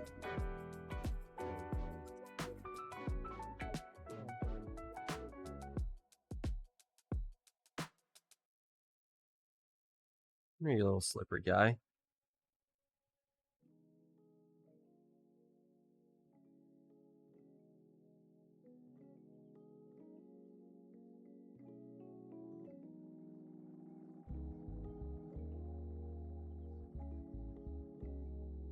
There we go.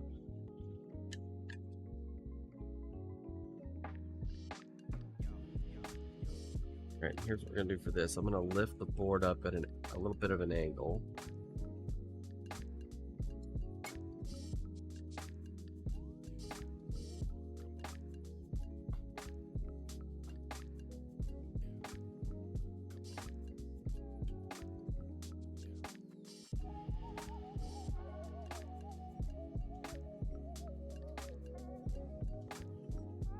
See if we can get this wire to attach to this pad, the capacitor. Should be able to. Plenty of solder in there.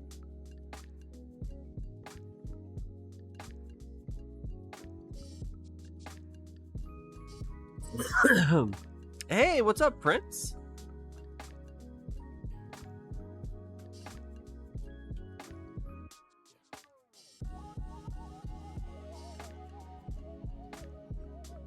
You like watching tech stuff, so lol. Aw, well, still appreciate it. Yeah, but yeah, good evening, Aaron. I hope you're having a great evening, my friend.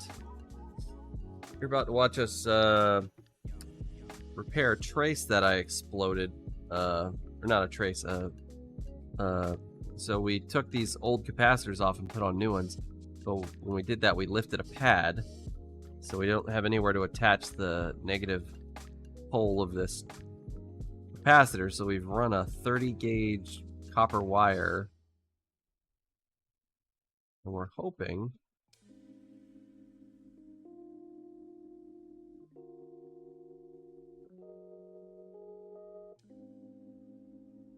the wire and the capacitor to be friends. It looks like maybe they just became friends.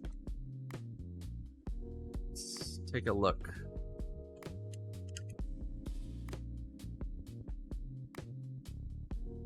Focus. Oh, that looks good.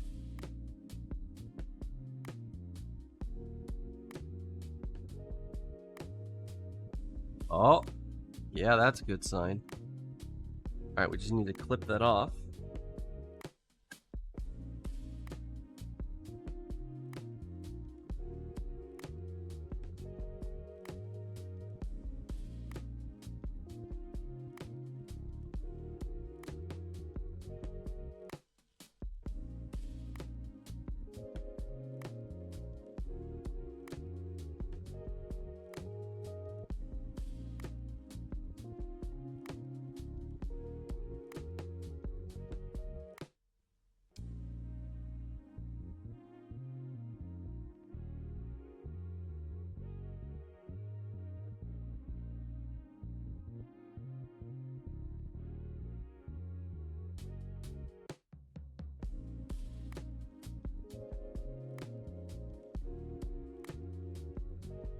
Just curl circle that back in around so it's not in the way. Alright, just gotta do the opposite side now.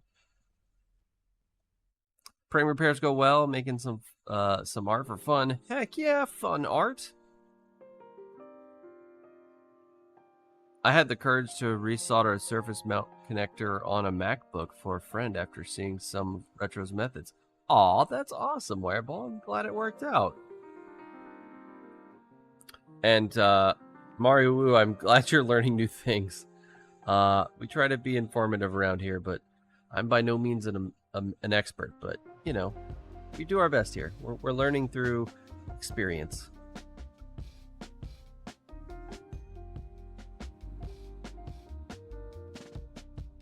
Haven't done anything like that, but you're not super techie, enjoy learning about it. That's awesome. Yeah, so yeah, these I got a little too aggressive when I took this capacitor off to replace it, and I ripped up that pad which connected to this little, what they call these vias. So like this here, there's a pad here that connects to this via, goes through the other side of the board. Well, there was a pad here that had a little via right there that the wires stuck through. We'll see on the other side. But yeah, we ripped it completely off by accident. Oopsie doodle.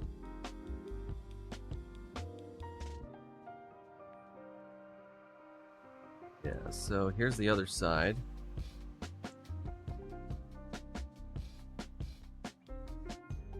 Here's our wire that we just soldered on the other side there.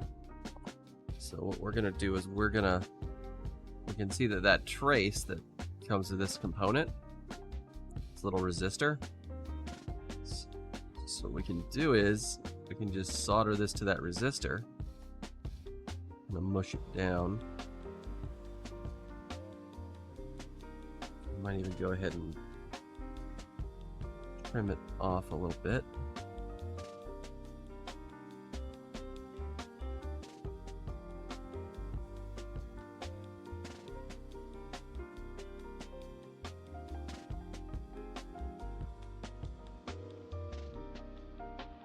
So now we should be able to just solder this right there, and our repair for this one will be complete. For this particular mess up.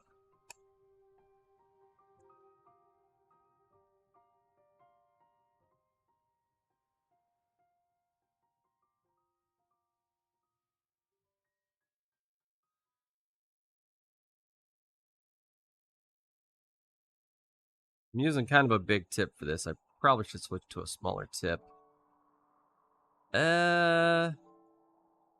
Actually, yeah, I want to do that. I want to switch to a different tip.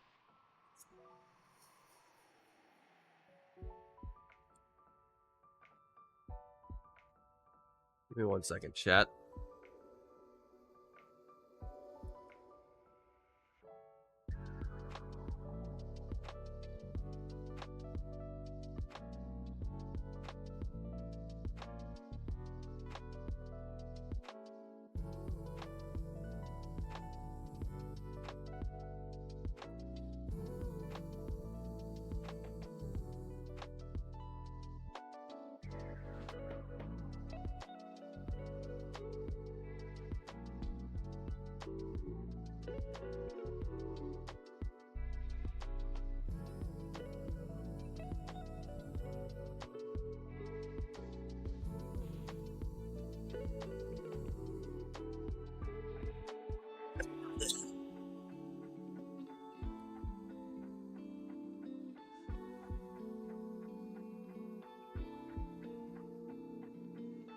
All right, new tip's heating up.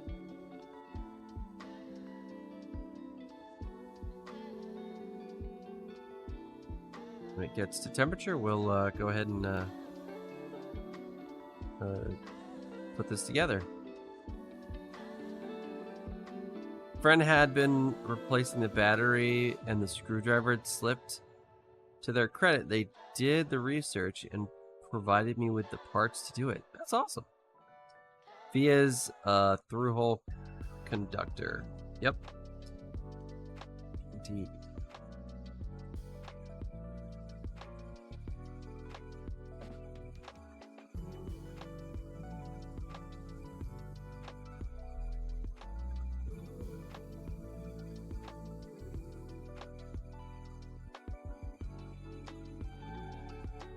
Alright, that should do it for that.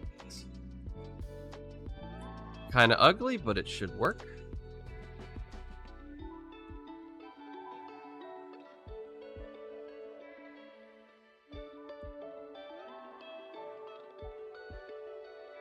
Yep.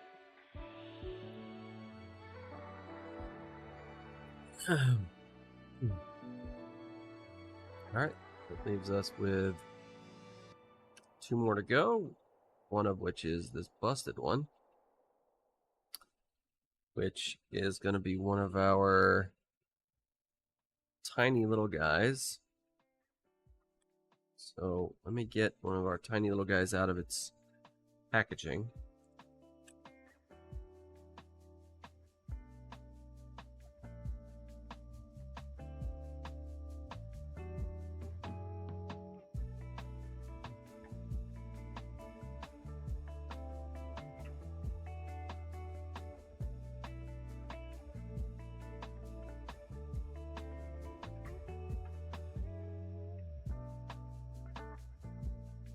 Yeah, this might take me a second. These guys are very tiny. And this packaging they came in is quite small and fragile too. Don't want to end up like slinging one of these guys across the room or something by accident, you know? Or damaging them, getting them out. Give me a second here. Sorry.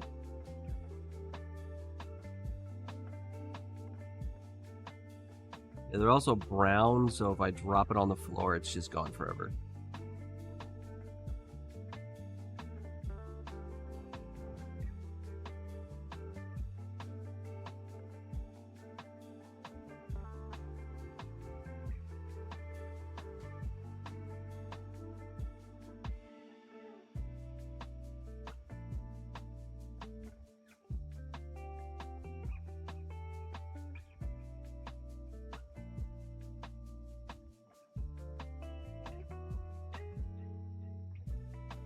Alright, got it out.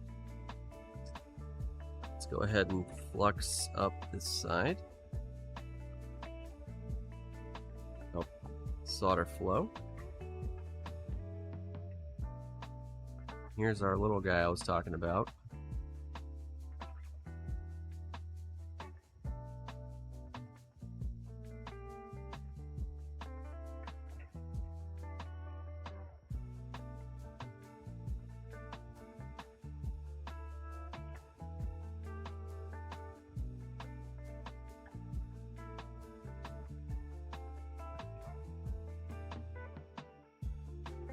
So incredibly tiny. Not the tiniest component we've ever worked with, but definitely tiny.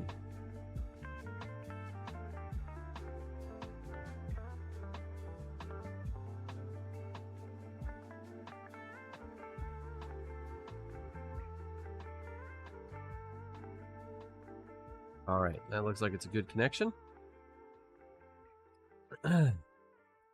Now for the other side. It's just a little guy. It really is just a little guy. Blobby, but as long as it works. I keep forgetting your streams are family friendly. Have to fight my brain to hold back the adult jokes. You know, keep it at least PG-13, I would say.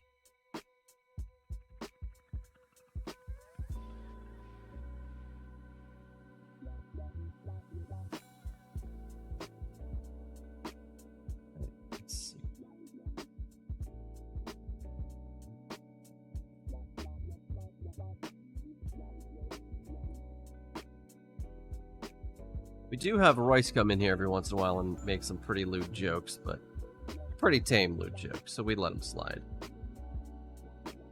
Most of the time.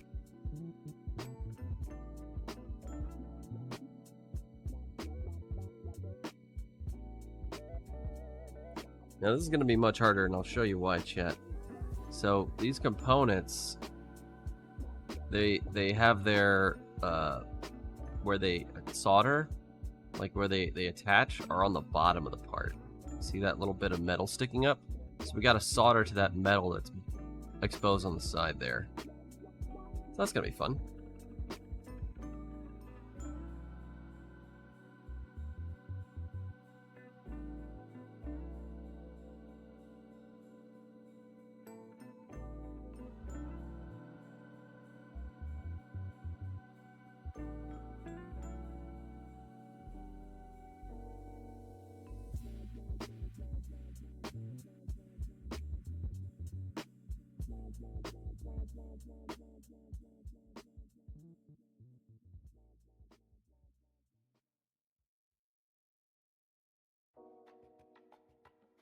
Oh, I think we did it.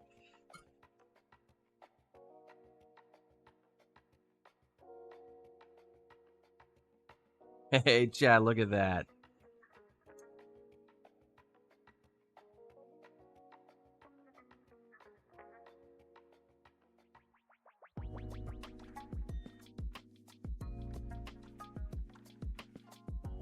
Oh, can it? Yeah, got it to break off with the wiggling. Nice. All right, we just gotta do the other side, and this repair is done. All right, so where was that via? So, all right, there's that via. And that connects to this trace here. And this trace goes to this resistor. So what we could do is get this guy.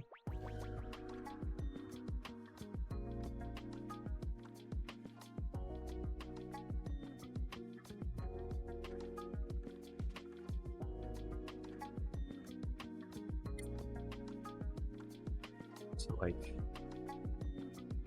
bend.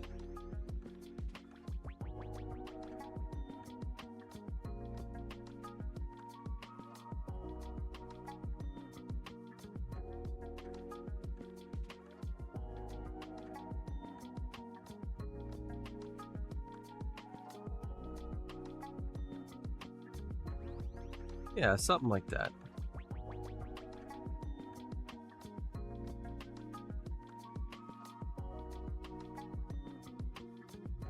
Attach that there, and then that one should be good to go.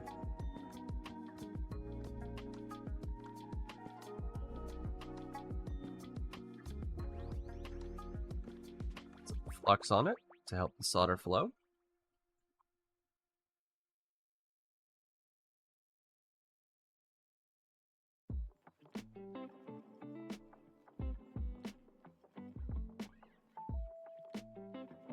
Hammer prepared for Royce.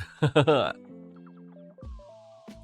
that's my problem. How to tell if something is so much so it's better I just hold back. I used to work in provisioning warehouse, and my coworkers were very bawdy. Then they would apologize. I finally told them that I just like to pretend to be very straight-laced. And then just lacquer the portion near the other contact. Exactly. Oh, Royce. I heard Rice. I know Royce. I should get to know him sometime. Royce is great. I had a guy apologize for cussing in front of me at work one time, and I laughed and proceeded to say that my family all cuss like F-word sailors. It was pretty funny.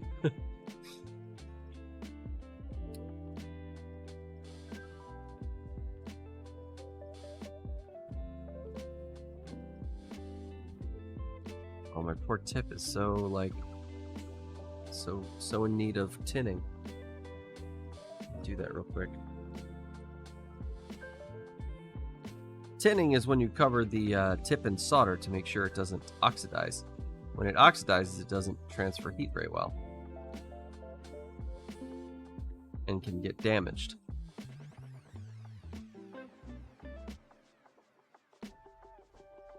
There we go. Another blobby boy, but I think that should work.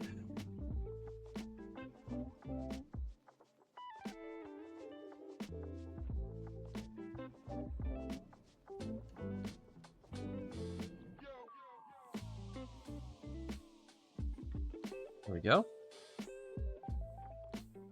that should do. Now I could cover this with solder mask, which I do actually have solder mask.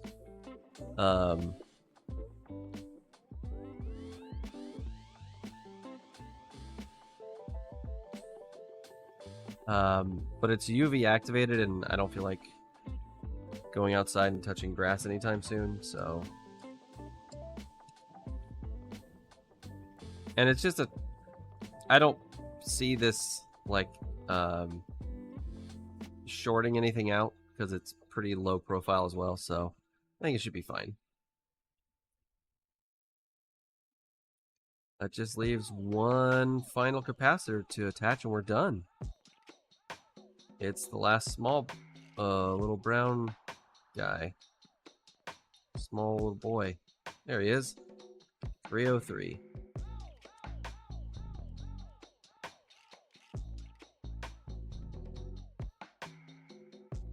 Repairs are done. This is our last capacitor to put on, and then... Oh wait, we have one more capacitor technically to do. The one in the controller port.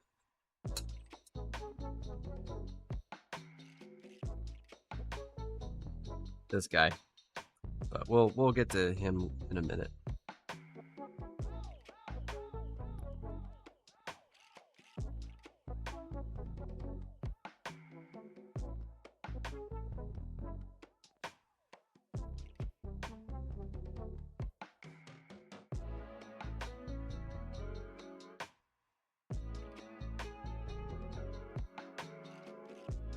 Go.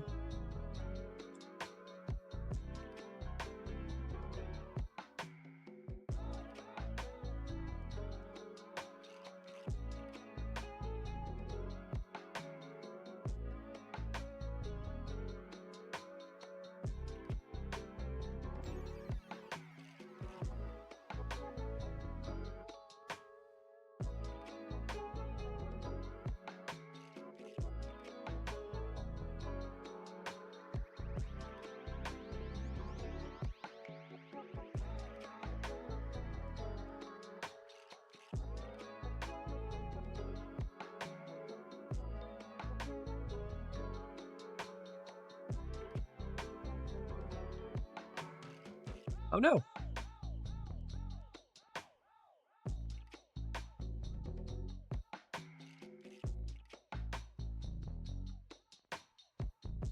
Hold on.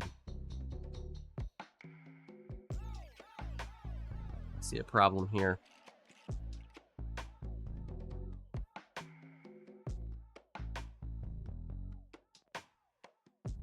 I'm just going to take the solder off these pads completely, and we'll add solder as we go. So that way it lays flat, because it was kind of off, it was like tilted.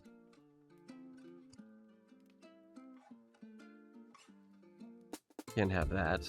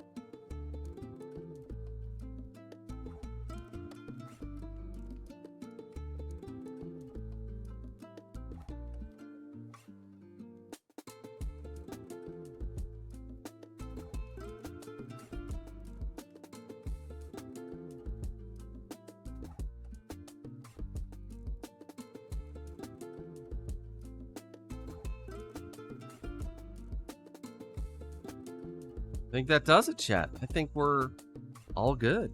I think that's it for that one.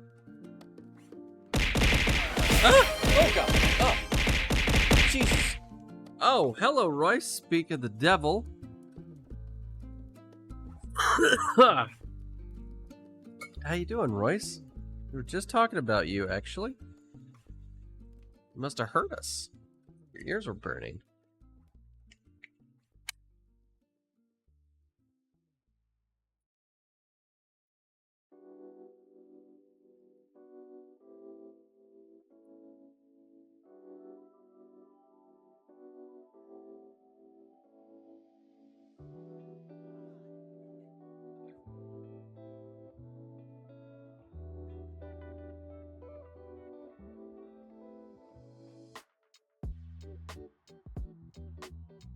Let's see, let me catch up on chat here real quick. I was a little locked in there.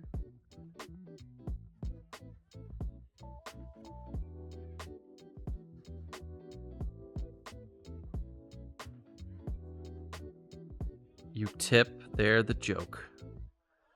These people that don't solder in an oxygen-depleted atmosphere shaking my head. It's so unlikely to move through, I guess.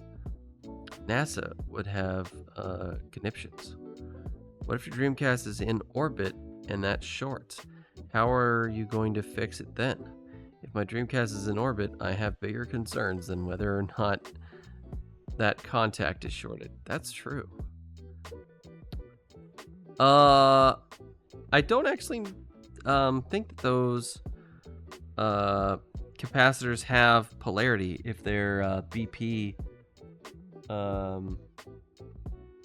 Although actually you bring up a good point. We should look that up real quick, Wireball. Yeah, the minus usually the line, so you're good. Yeah, that's what I was just kind of going off of. I didn't think the orientation really mattered, but just out of habit, I put the line toward the negative. So I think we're probably safe, but we should probably look it up.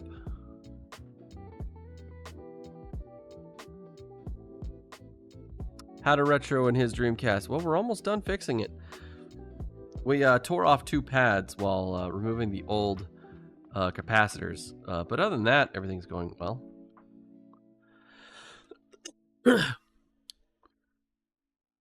Only thing we got left is this electrolytic capacitor.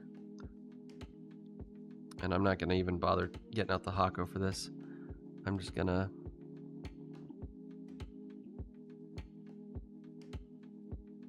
do it kind of the jank hand way.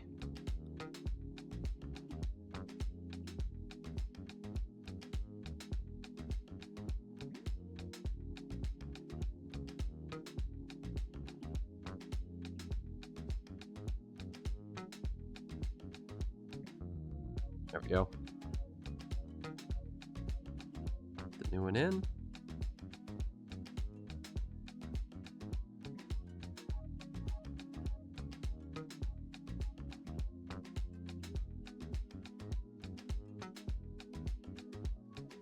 Get a little on our tip. Tack it in place.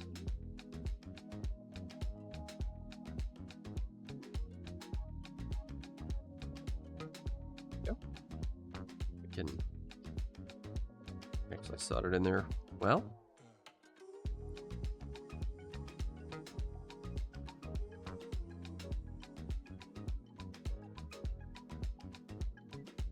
Man, through-hole capacitors are so much easier to work with. Like, look how fast that was.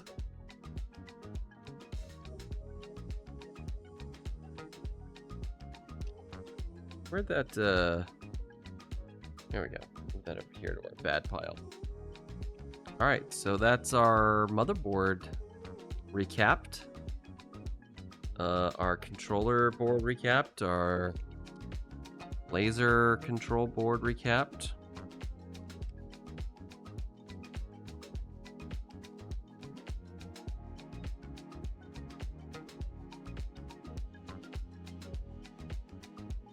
Ah, trash, come on.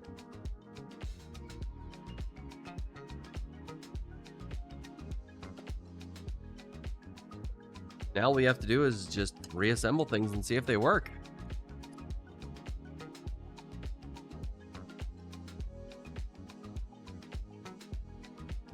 Let's see.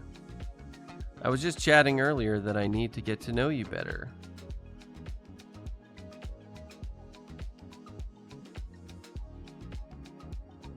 BP, bipolar, or nonpolar A? Yeah, I think BP stands for bipolar. But everywhere I look, it talks about things being nonpolar. Not really sure.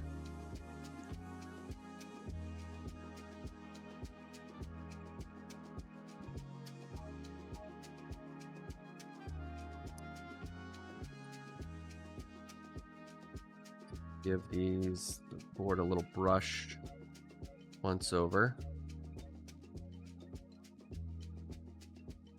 to knock off any bits of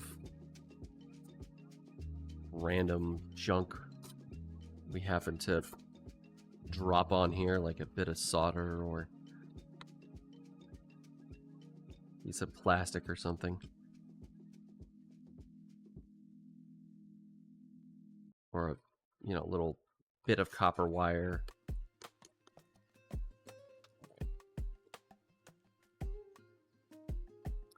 According to an instructional presentation I saw, BP and NP are sometimes used interchangeably. Oh, interesting. Trash pile here.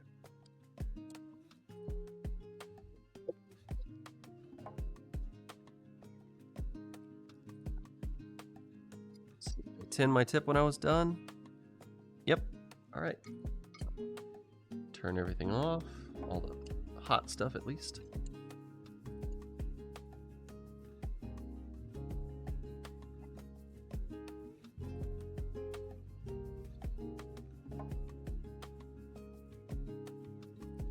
All right. Oh yeah, we can check the last 3 capacitors off our capacitors list. Oh yeah, there it is, the controller PCB.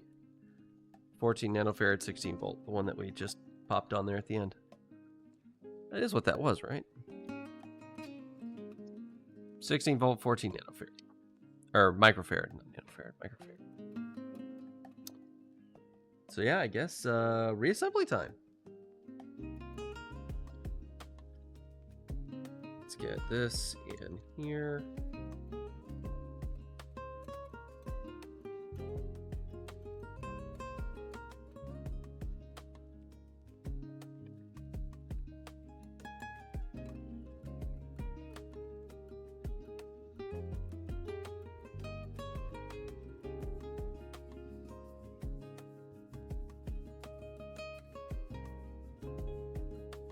Uh-oh. Oh, there we go. Didn't want to snap into place. I thought maybe we had put something somewhere it shouldn't have been.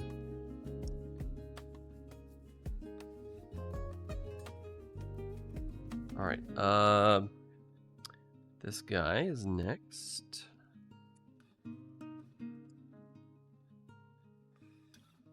And we need to put our 2 different colored screws on the side. I remember.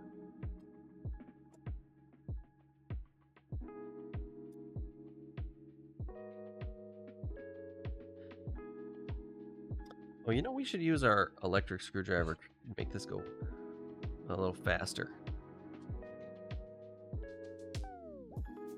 And I want to be fancy. I like using my fancy screwdriver.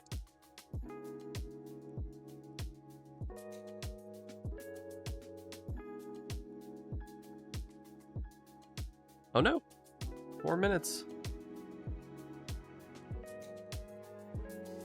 I want to reassemble and test and let you guys see the results of our work.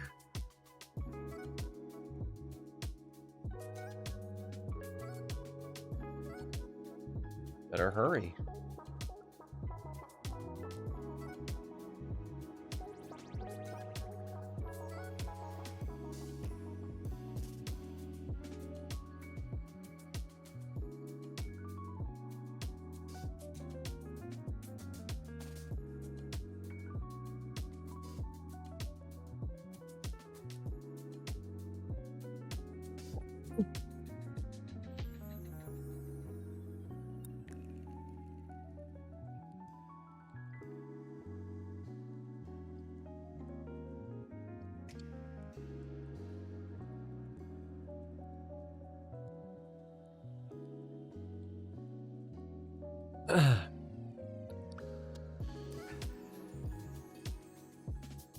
Though the tips not being super magnetic is definitely a problem with this screwdriver. I need to figure out if there's a way to make it more magnetic.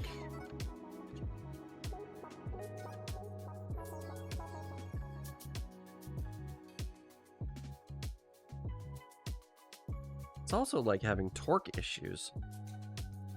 Maybe the battery's running low? Well, I guess I don't get to be fancy.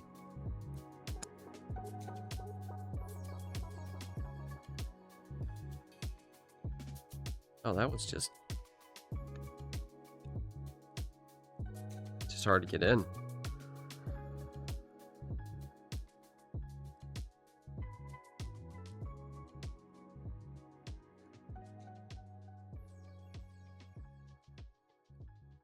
All right, Chad, here's what we're going to do. We're going to go on a 3-minute break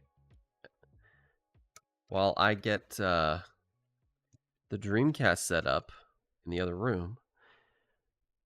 And when we come back, we'll get to see the results of our work.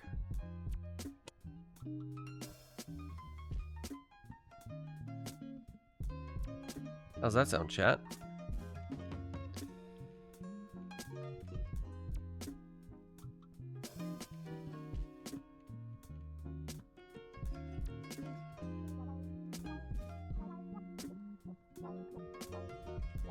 It seems like a screwdriver that shocks you to make you work faster would be counterproductive. Oh, that electric screwdriver. Partly joking, partly 5 hours of sleep. Oh no, get more sleep. With big electromagnet, I can often magnetically polarize things. But that comes with its own risks. Yeah. Let's not destroy things.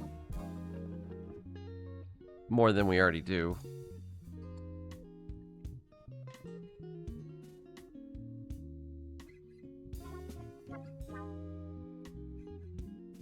Oh, actually, wait. This goes in first.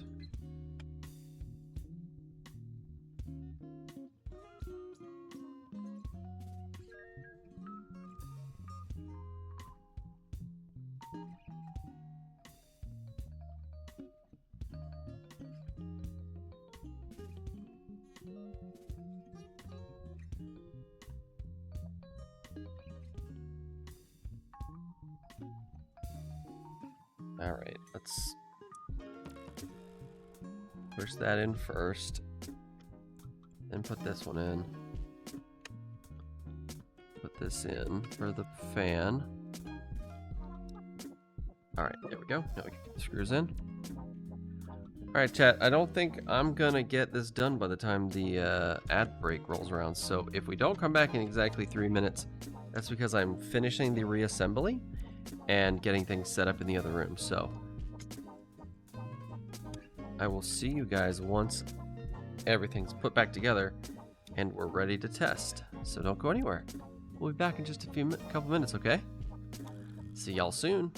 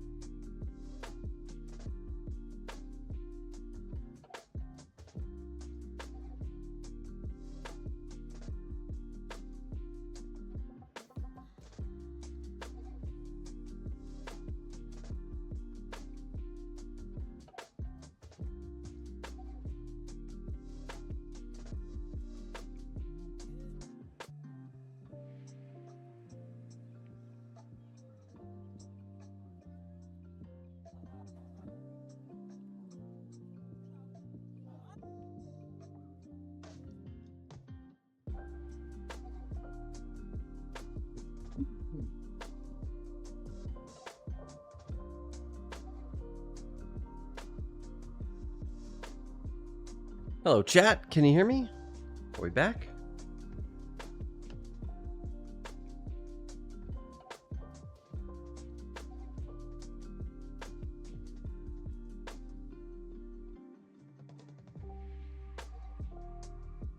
All right. Let me... Oh, I gotta turn on the retro tank.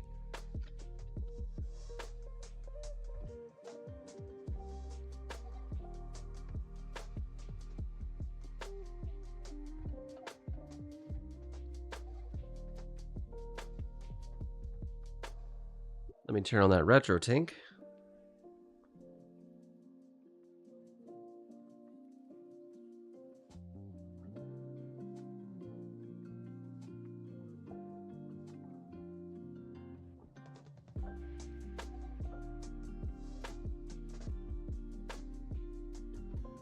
All right, we should get a signal here in a second. Should.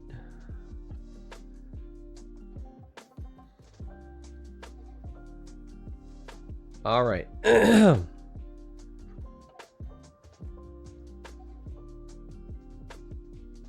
All right. Moment of truth. Let's see if that Dreamcast powers on and gives us a signal.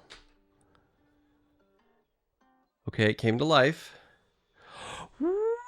Buddy. Look at that. It's a Dreamcast.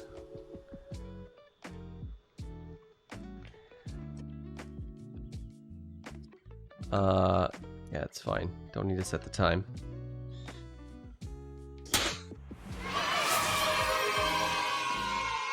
All right, now the sound's not working intentionally. I didn't plug in the sound because I have Crazy Taxi out, and I didn't feel like going to get in a different game. And I was like, we'll just keep the sound off because Crazy Taxi just, well, it is a one-way ticket to Copyright City.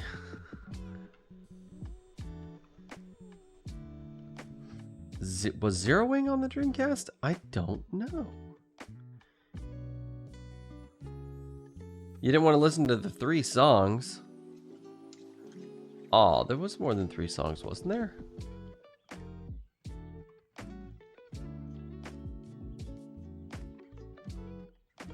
Was there music? Oh, there's no music test. Oh, we can't check. Also, I noticed during the break we had some people sneak in. Welcome on in, Tempered Tide and Captain Murphy. Yeah, look at that. And look. It should just load the disc right up. If it's working correctly. You don't want to get the VOD muted? Yeah, no joke. And before they mute you anyway because they do visual checking and see if that you have Crazy Taxi on screen. Look at that. First try. Let's hear. I am going to get a different game real quick. Because I actually kind of do need to check to see if the music works or if the sound works. So I'm going to turn this off real quick.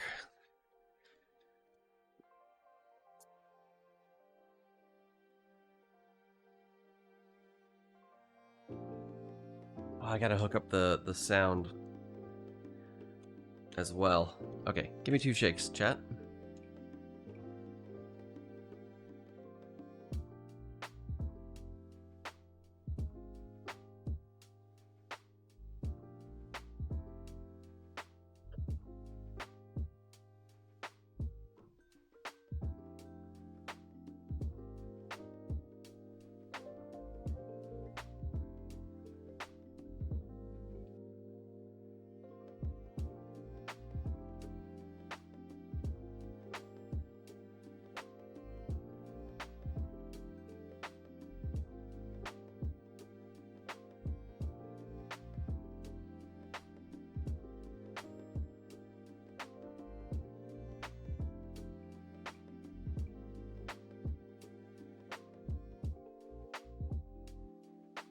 Okay. Got the sound hooked up. Got Marvel vs. Capcom in there. Let's see it do its thing. Oh, I hear sound.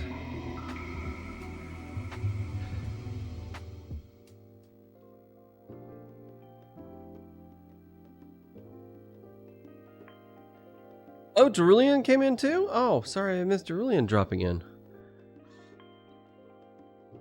Hello to Cerulean as well. Also, you're gonna hear the stream music too. I have no way to turn it off remotely right now. But sound's coming through well, at least on my end. Capcom presents How's that? Marvel vs. Marvel Capcom. vs. Capcom! Marvel vs. Capcom. Oh, so good. Gosh, I love Marvel vs. Capcom. Go crazy. Let's go crazy! Class select new hero.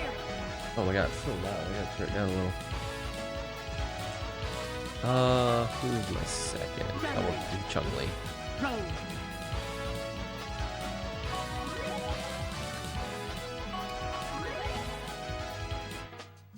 See if I remember how to play. Oh, I've also got like gloves on. Oh, this is gonna be hard. Ready. Fight. Oh, the analog stick doesn't work. Just the do-pad.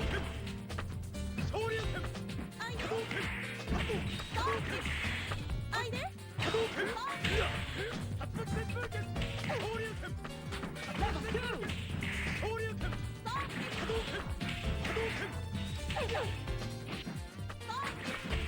Maximum level. Good. Huzzah! Oh.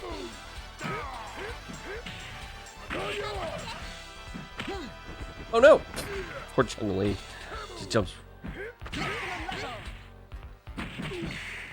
Good. Oh.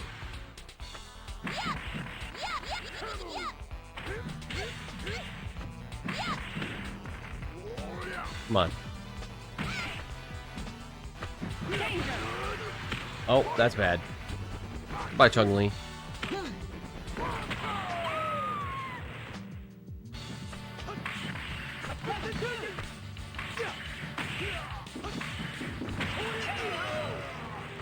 Huzzah! You win. Alright. We've proved the Dreamcast works!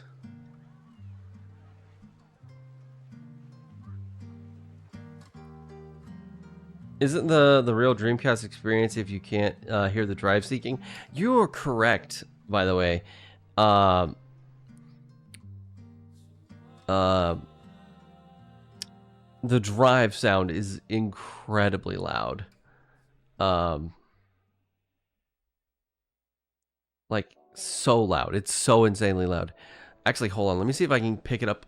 NVIDIA Broadcast will probably cut it out as noise, but let me see if I can pick it up with it. Let me move the microphone near the Dreamcast. Hold on.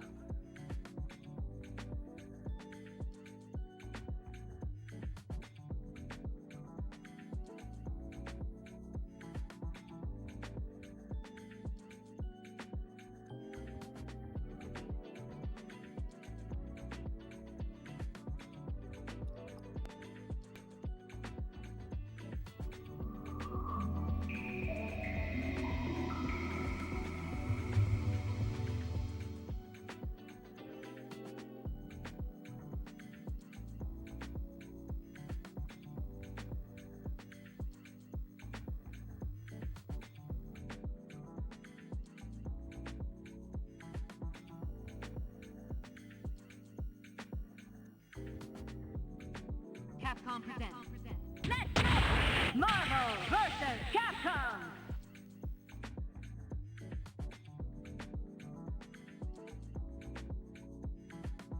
Did any of that come through?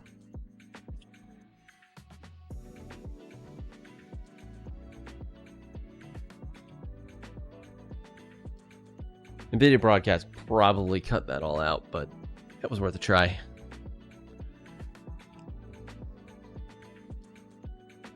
I don't really hear anything particularly unusual, but I might have. Yeah! Well, hi, Mike Trader. Thanks for redeeming some bats. I'm not in front of my camera right now, so that's why my avatar is not really moving around much. Yeah, I got noise canceled. Ah, yeah, the noise gate killed it. I figured. All right, well, it was worth a try. All right, well, we've accomplished our mission, and I think it's time to call the stream. Mods, can we get a oh, I gotta change the end credits. Actually, you know what?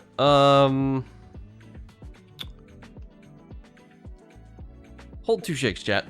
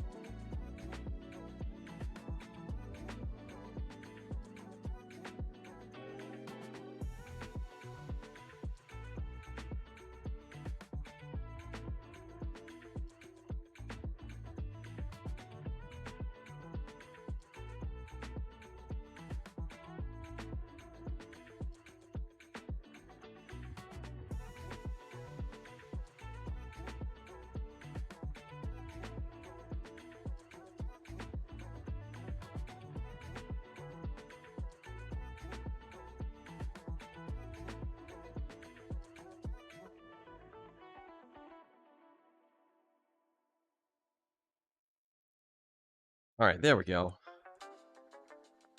In order to properly raid out, I needed to get back in front of my stream deck, which I did not bring into the other room with me. Oh, excuse me. This nagging cough will just not go away. All right, let's roll those credits on our end screen. Are we on our end screen? Man, my stream preview is like way behind.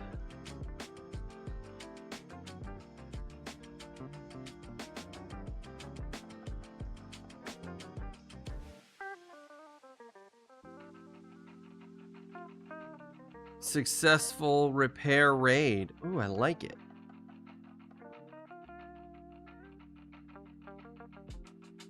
Mod your stream deck to be Bluetooth so you can carry it around. Oh, that's a great idea, Derulian. I actually think that's an amazing idea. That actually is super amazing. But yeah, anyways, thank you so much everyone for being here. I had a really great time. I hope you did too. My phone is blasting an alarm telling me to go to bed.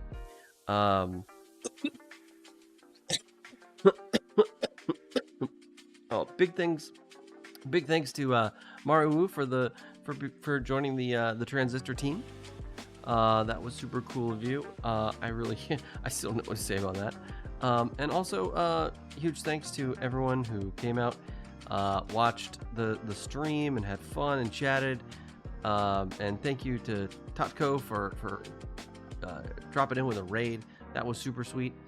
And finally, huge thanks to our amazing moderators of Doom, Sparky Dinka and Wireball.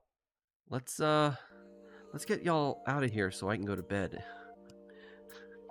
All right, hold on a second. Let's see.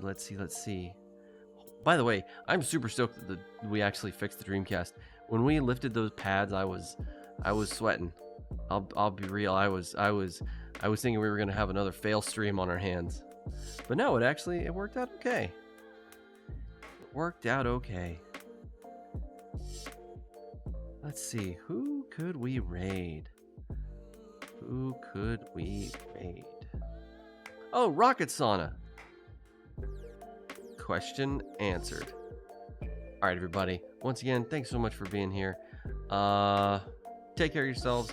Take care of your friends and family.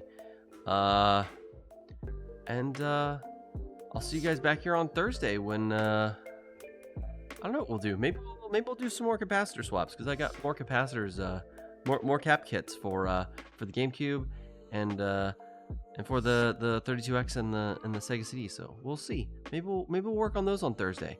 Maybe we'll play a game on Thursday. Haven't decided yet. But anyways, say hi to Rocket. I'll see you later. Bye.